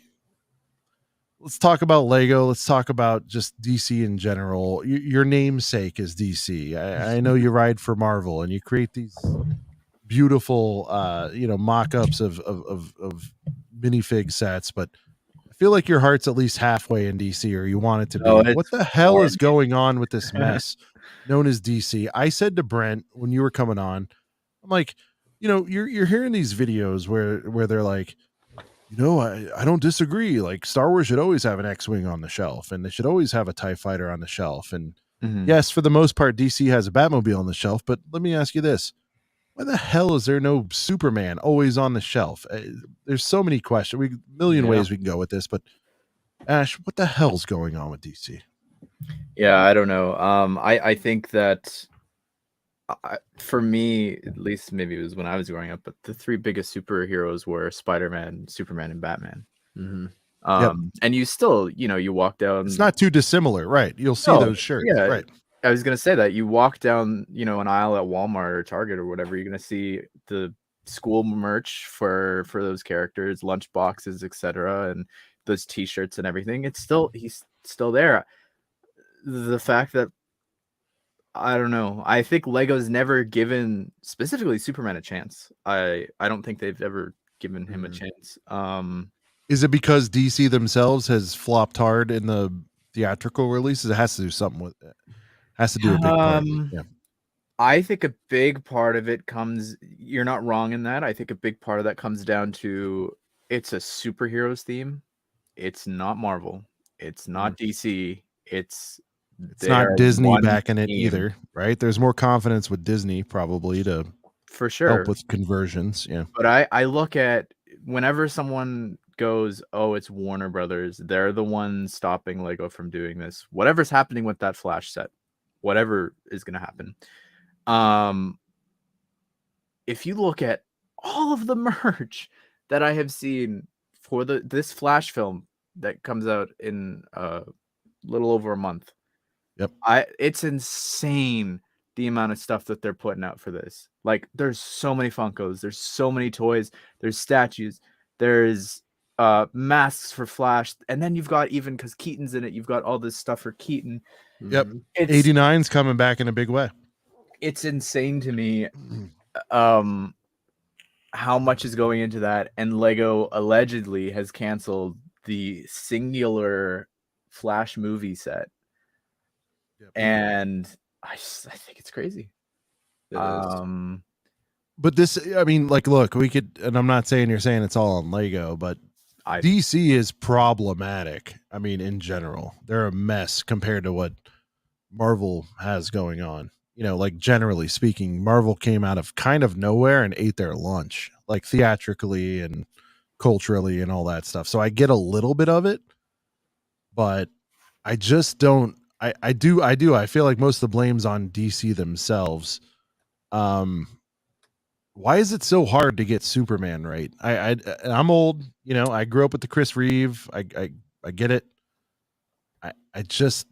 And Flash, I love, you know, he's had some good TV stuff. I don't know that he's had a big, you know, tentpole movie like some of these other characters, and I'm rooting for him for you, and I love Flash as much as the next guy, but how the F do you mess up Superman, DC? It's Superman. Now, I know a lot of people hate on Superman because... Me. I don't hate on him, but I heard your arguments, like, Batman's a regular guy, he's just super smart, and he's a, you know, whatever, he's a detective, and Superman's boring because, you know, like, really how do you beat Superman? I get that, but to me, that's like, you talk about hope and all that stuff, like, I don't know, like, and then they screwed over Cavill. LifeBricks is bringing that up. They're just making so many mistakes, and but you touched on it earlier. How the hell do you not constantly have some sort of Lex Luthor versus Superman battle pack of some sort for $30 on the shelf? I mean, like, everybody my age, even younger, would buy their kid any Superman anything, and I just don't get it. You know, I think crazy. DC should be getting mechs every single January. I know mechs are a hot topic of I don't like them, but you get excellent figures. Superman's dull. I get it. I know I'm old, but like, it's Superman, dude. It's like, no, I don't know. I don't know. I really don't think that it's, again, I don't think it's Warner Brothers. I don't think it's DC. I think it comes down to the Lego team is making decisions for both Marvel and DC, and they're making some pretty crazy decisions for Marvel, especially last year.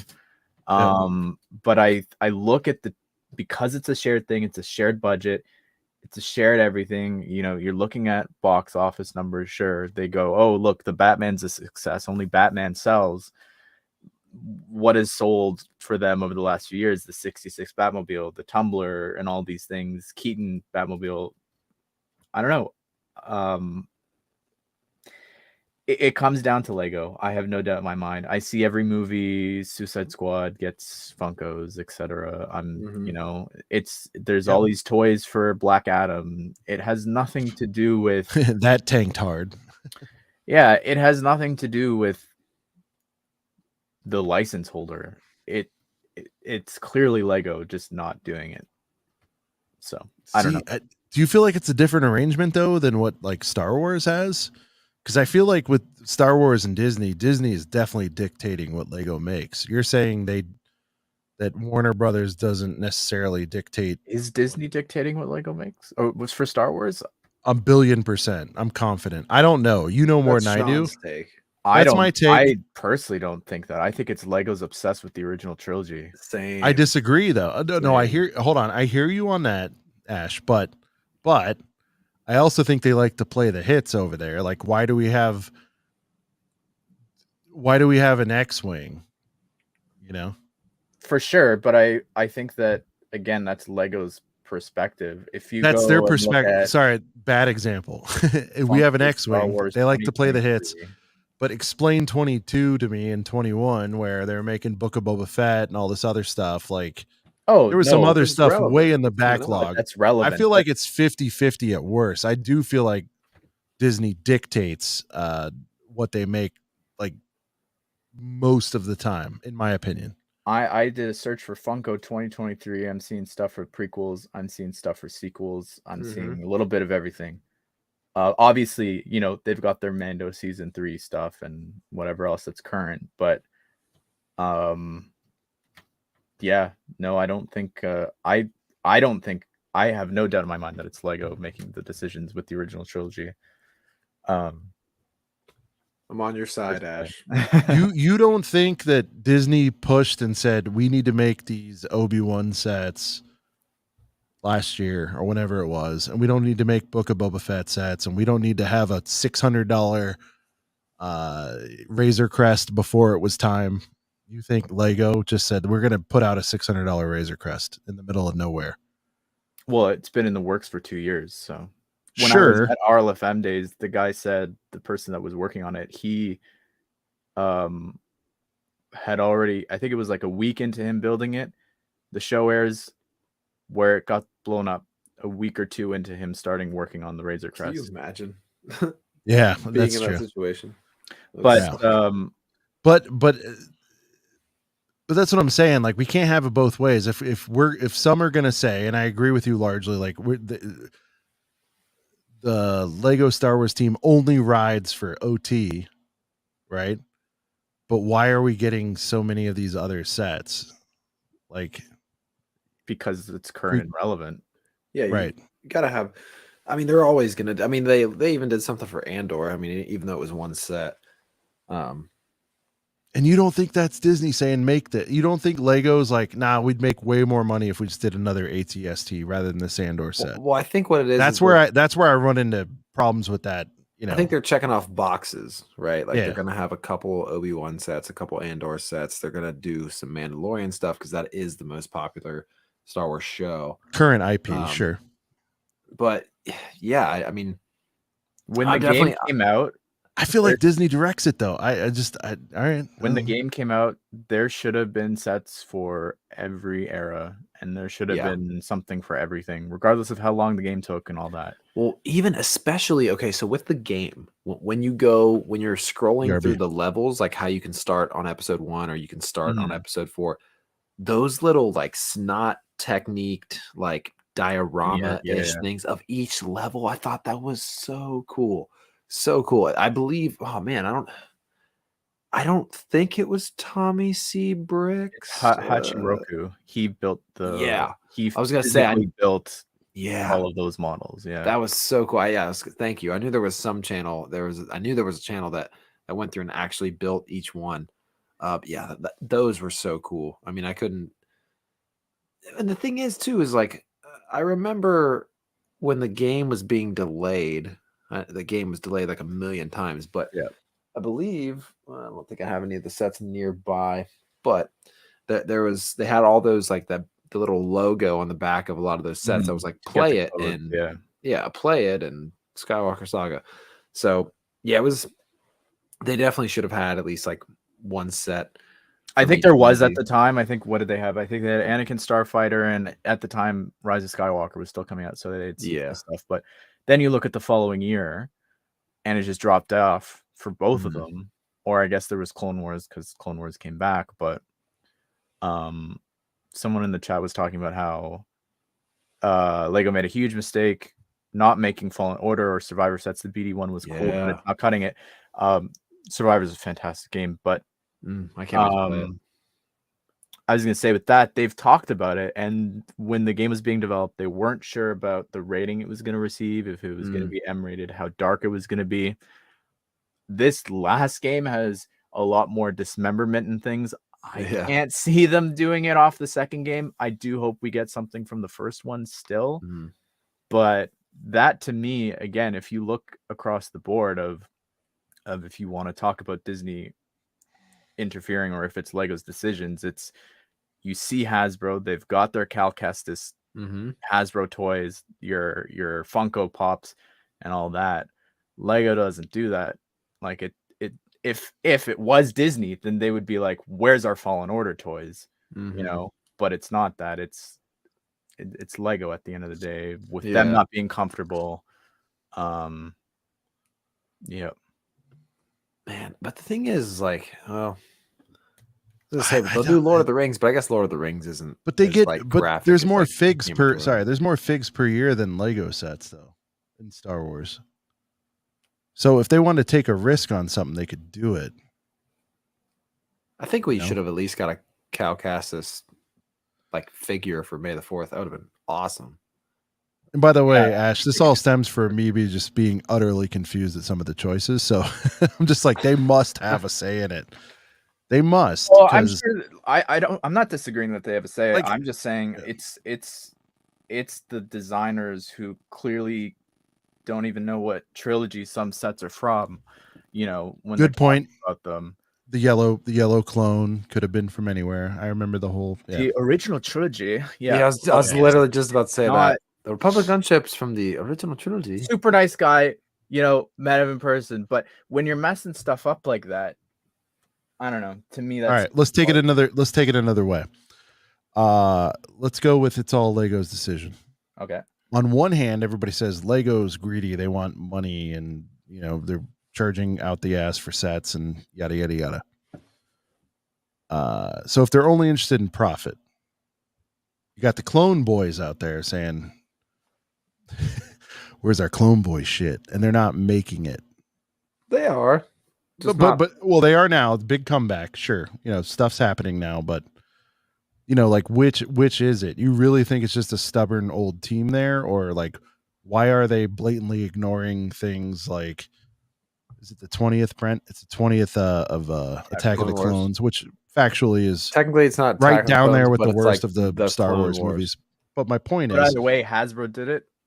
Funko. No, I know Hasbro did it, but I'm saying, okay, so let's say it's blame it on Lego. Let's switch it. It's 100% Lego. Why are they not capitalizing on it? Because they don't want to. Because they're obsessed. They're so narrow-minded and focused in on the original trilogy. Mm-hmm. And the few times that they have done something for the prequels or whatever. But what's the motivation of why they're so narrowly is it their age? They're all old dudes doing it, or what? It's just what they grew up with. It's safe. Well, it's also safe. Yeah, that's what I mean. That's the other thing. Sure. It's a safe thing. Why does DC do Batman? Which is how we got on this topic. It's because they know it's going to sell. Mm-hmm. If you look back, I can't Good speak point. more towards Superman's Star a Wars. risk right now, right? Yeah. I wouldn't. Yeah, I would look at, like, if you look at DC, right, and for people wanting, okay, what do you want to do for? You know, people want Justice League sets. They want Wonder Woman, Superman. Well, let's look back at what happened. Last Wonder Woman set, good set, fine, but it flopped. I can still go down to a store 5 minutes away and get it. Horrible box art. Like, objectively, with Hidden Side, some of the worst box art we've ever seen. People don't know what it is. So, and I have no doubt that the superheroes team, if they're going by numbers, all right, we've got a $50 Wonder Woman set, or should we do a $50, you know, Iron Man or Spider-Man set? They're going to look at the numbers in the past and go, this set, we couldn't get it off a shop at home at like 40% off. Yep. Why would we do more Wonder Woman? Why would we do Justice League again that I was able to find 2 years ago? Yep. It comes down to they're looking at specific instances and not at the potential of what they could have. You know, again, I'm sure looking back at some of the years, and there's anomalies with all this, right, Ash? Like, none of us are dealing in absolutes. You would agree, though, there is some times where Disney's like really needs you to put, even if you truly believe it's all Lego, you also have to believe to some extent that they're like, we really need Book of Boba Fett sets this year, guys. Figure it out. There has to be some collaboration. Sure. It's a partnership after all. It is. No, and I think that they are, in terms of that way, I would say that they're much more involved of, we have a new show coming out. We need a minimum one set. I have no doubt that way they're involved. In terms of picking the filler sets for what you want to do, I think that comes down to Lego. But with DC, they go, okay, well, what sells well? If you look at their D2Cs. They've done most recently the Batmobile, Batwing, Tumbler. Now we're getting the Batcave. Who are we going to base it off of? Oh, all the fans turn out for 89. Yep. Right. Yep. And so the cave, yeah, right. Yeah. Why would they risk? Unfortunately, why would they risk doing a $450 or $300 Fortress of Solitude, Daily Planet, just different things, Teen Titans Tower, different things like that? It's never gonna happen. It just can't happen unless with James Gunn and DC, if the movies start to perform well, if sets that they tie in start to do better, that's the only chance. Otherwise, we will keep getting Batman. It doesn't mean that in those Batman sets they can't throw us a bone of right. Of here's Black Adam in a set, right. like they did with Shazam. Shazam set did incredibly well, or throwing Flash, just giving us these little things, not what they're doing now. That's just what I think. No, I agree. And then one other thing with the Disney influence, maybe one of my best examples. I could be way off. We're going to switch to Marvel. Sure.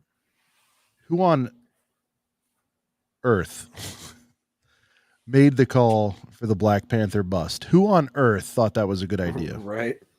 Was that both of them screwing up, Ash? Or was that, I could picture Disney being very heavy handed and saying, we need to go big with Black Panther. Let's make this bust, which is a monumental failure along with Hulkbuster, but we'll table that for a minute.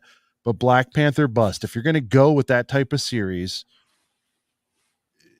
it's like on either side, who, if I can tell you, okay, please do. Cause we're all wondering, like, why didn't they go Spidey? Why didn't they go something that we knew would be a home run in a good way to kick off that line? Or something, whatever. Yeah. Anybody, Darth Vader, anybody. I think jumping over to Star Wars, but So I had, again, going back to Denmark, Mark Stafford is the designer behind that. And I can list off a ton of incredible sets that he's designed. Most recently, it's a beautiful set, by the way. For the record, I want it, and I'll hopefully get it while it's still 200. But this 350 out of nowhere for a, let's be honest, second tier character. I don't agree with the second tier. I think he's very second tier compared to. Fully disagree. 110% for the Black community. That is their Spider-Man. That's their Iron Man. That's their everything. Like that for that community, sure. Dude. So to me, but that's with a qualifier. I'm just saying, like, overarching, he's not on the level. Well, everyone is all. The only A tier Marvel character is Spider-Man. Everyone else, Iron Man, Captain America, they were all C, B, D. They were all. But I don't see Black Panther as, again, taking everything out of it. I get that there's the race factor in that, but recognition, man on the street, whatever. Spider-Man, if you're saying right now he's far and away number one for Marvel, yeah. For Marvel, yeah, agreed. Any of the mainline Avengers, the big five or whatever the number is, Hulk and Iron Man and Cap and all that, I still feel like Panther's slotted at below that level to me. I don't agree personally, but anyways, I can explain to you the reasoning. So Mark Stafford did the Bugle. That was he literally walked in one day, pitched, hey, what if we did a modular Daily Bugle? And Lego went, perfect. Let's see what you can do. He came in with a sketch model, and we owe the Sanctum now because of that. We owe, if we're getting Avengers Tower, all this stuff, all these modulars now that we're getting, all because of one day he walked in and was like, let's do a Bugle. Most recently, the Quinjet is a phenomenal build. Anyways, he's the designer behind this. This was a passion project of his. I believe he was tasked with building a tribute set for Black Panther. And of course, this would have probably been before he passed away because of the 2-year thing. Right. So I think the idea was he was going to do a small helmet like we've gotten, and he couldn't figure out a way to do it. So when I hear that at that scale, no offense to him, I think he's amazing. He does some incredible stuff. Then you're not the person for this job. Find someone else who can come in and do a Black Panther helmet at that price, at that scale. Would have sold insanely well. No one is asking for I would argue. I know you said Vader and all these other people, but I'm just saying to kick off. budget- You Sure. get what I meant by that. I know I know. switched to Vader, but like I just a don't think the really budget well is- done. Somebody just brought up Miles Morales. Like if you're gonna try to tie into the community and all that stuff, I get that. But why not Miles Morales? I don't think Miles is more popular than Black Panther. I really think I'm sitting in the wrong seats then because Brent, you're the tiebreaker. For me. I feel like it's cold. It's close, at least from. I'll agree it's not a blowout, Ash. I'll agree that it's not a blowout, that Miles is more popular than. Yeah. But because of the Spidey tie-in, that gives him the tiebreaker. I don't think that. I was just gonna say where I live. Yeah. I would say most people would be more familiar with Black Panther than Miles, but yeah, I think more people know who Black Panther is. It was Oscar nominated, et cetera, et cetera. When he died, huge Good thing points. too. Yeah, I it don't was huge. think with Into the Spider-Verse, I think it won an Oscar, but it won for like graphics. It didn't win for like best picture or whatever. It didn't win that year. No, Miles won, but it didn't win. It won best picture for anime. Animated. It didn't win the overall best picture, right? But box office wise, compare the two. If you say Miles Morales versus Black Panther, more people are gonna 100% know who Black Panther is.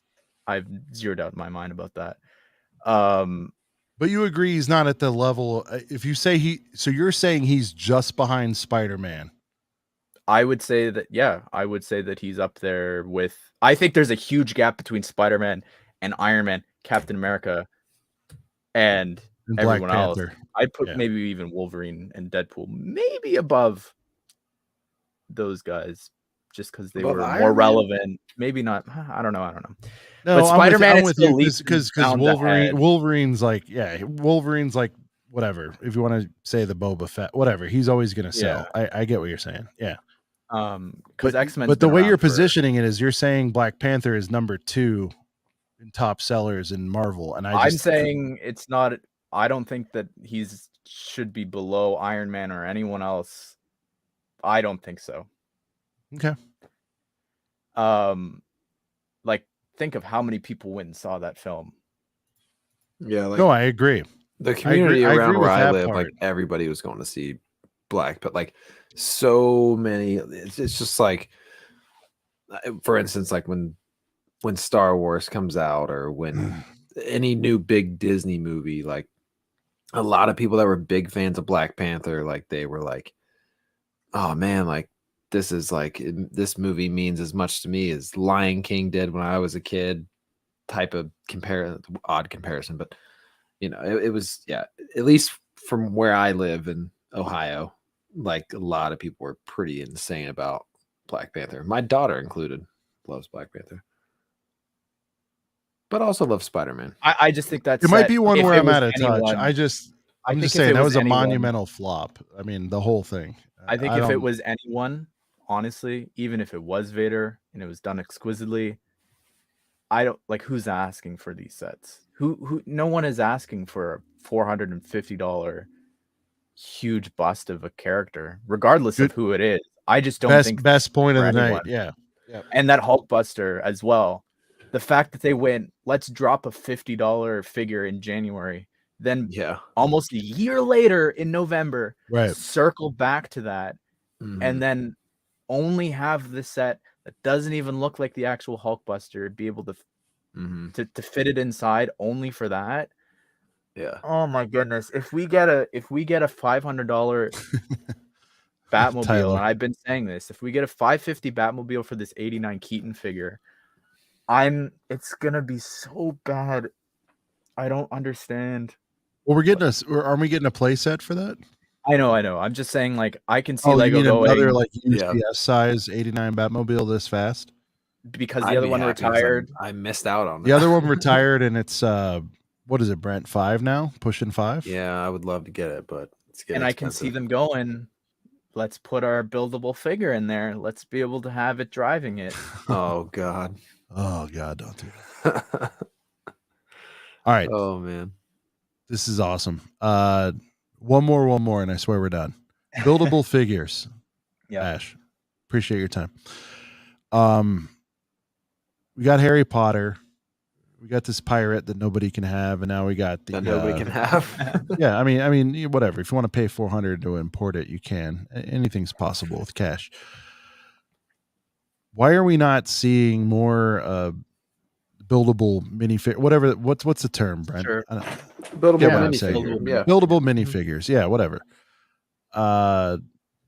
Again, going back to Darth Vader on that. Like, what the hell is happening? Like, I think that could be a thing, like, so easily. They did Harry and Hermione. They're to blame. They are to blame. They because that set flopped hard and they had them. to. Yeah, I got mine a half off. Shout out to them, and that's the only Harry Potter set I own because I'm like, this is pretty cool. Oh yeah, I forgot that really is. Remember that? The Yeah, the they only got, one you have. I think it was $60 Ash at Target one day Amazing. randomly. They did a flash sale and I got it for whatever. Maybe that's 50% off. I don't remember, but I was like, they were 120. Yep. okay, and I was like, cool. Yeah, why do we not have more of these? We're talking about busts and we're talking about helmets. We're talking about this, but who the hell on earth would not want a big boy figure of Darth Rene Vader? I said Darth Rene.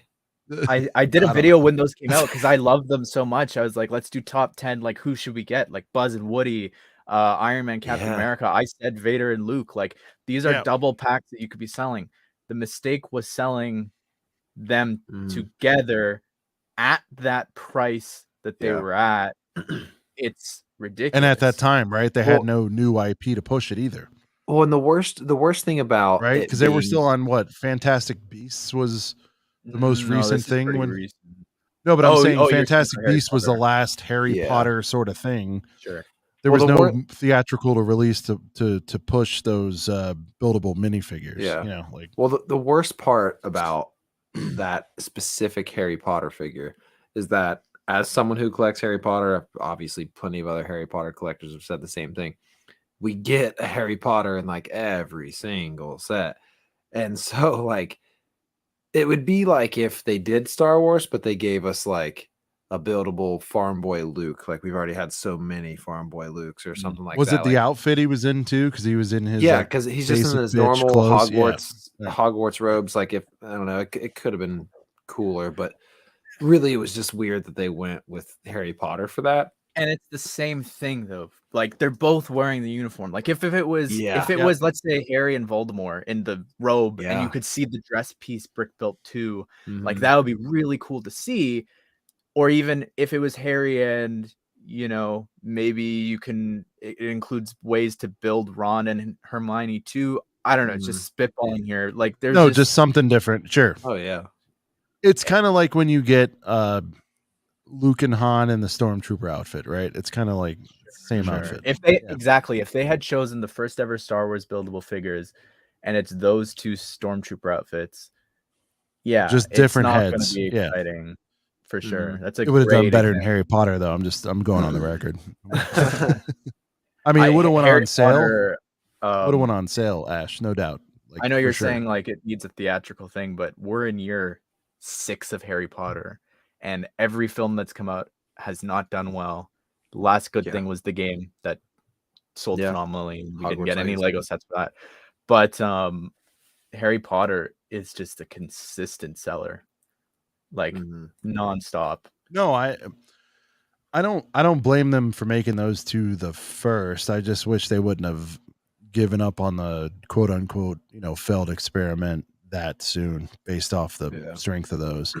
But now we got Life Brick said Star Wars could save everything, and I don't know. I look at these would be phenomenal for sure. Yeah, I look at these you know, different just like buildable figure collectibles that are out there. I think it's Gentle Giant is remaking the original, you know, Star Wars figs and all that stuff, and they're doing really well. And I'm just like, I don't know, I'm envious of other fandoms and collectibles and some of the stuff they're doing. And I'm just like wishing we could get it right over here on the Lego side of things. Yeah. I think like, I was texting with a friend tonight. I'm like, dude, Black Series, real quick. Black Series is releasing a Vader for Revenge of the Jedi. You mean Revenge of the Sith? No. I said it right. Revenge of the Jedi. Oh, so it's gonna be that was the original name of Return of the Jedi. They're making a Revenge of the Jedi Vader. Yep.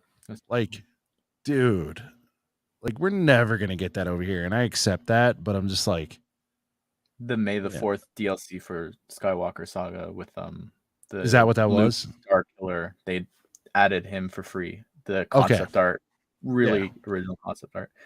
I was just gonna say I think another mistake is they sold them together.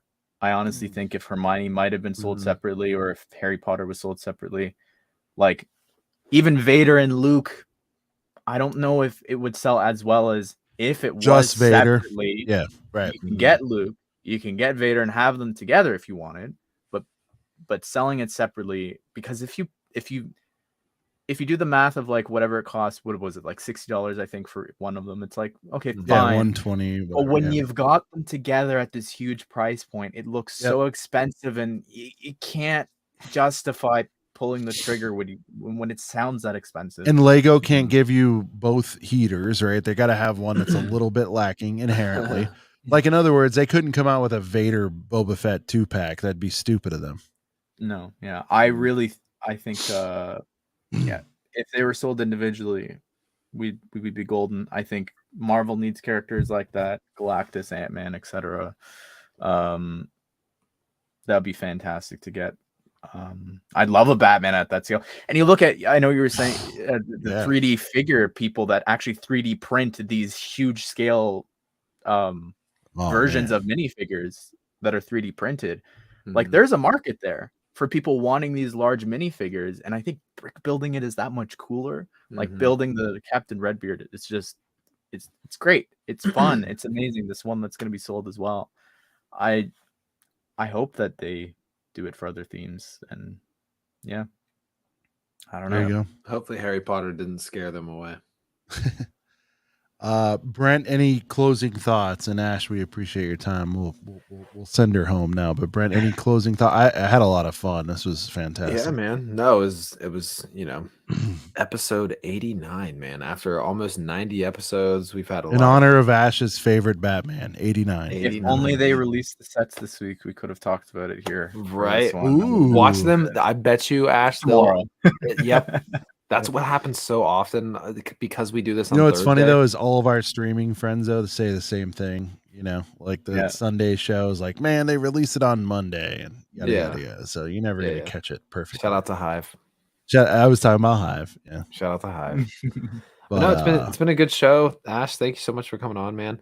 I know you, Sean, you brought up Revenge of the Jedi, but I think I told you, Sean, that I'm going to see it I'm going to see Return of the Jedi in an orchestra with the orchestra playing the music in a theater. That's going to be so sick. I can't wait. I paid like $75 for my tickets.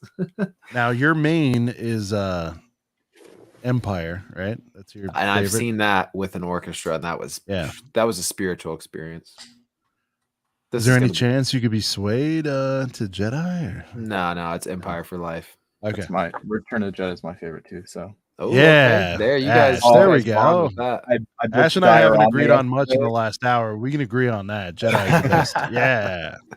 I built the Return of the Jedi diorama yesterday, the final duel, and I just I love it so much. It's so good. By far the best diorama, by the way. Yeah, for sure. No doubt. Well, guys, it was a lot of fun. What are you gonna do? Heck yeah, man. Shout out to the chat for hanging with us the whole time. You guys are fantastic. Brent? Oh, you already have your shades on. Nope, no, I don't. There we go. Ash, next time, and I hope there's a next time. It's just a lot of fun. We got to get you Avatar with some shades on. I'll be ready. Yeah. So, for Brent, from Brent's Bricks, for Ash, from AshNFlash. You might have heard of him. He's on YouTube. He does things. This has been Sean the Right Way. And this show, this fun little spectacle we put on every week is... Felt good to just have the OG crew, just me and Sean. I like this tight little crew we had. Yeah. Shout out to Max and Nicole, though. We miss y'all. Hope to have you back for episode 90. next week. Brent, was that a long enough pause? A couple of brickheads. There you go. Yeah. I don't think I lagged the whole stream. Let's go, guys. Sounded great. Let's go. Bounce. We'll see you guys here next week. We appreciate you tuning in. Replay gang, we see you. Another banger. What are we going to say? Nothing but heaters here on a couple of brickheads. Heaters only. That's it.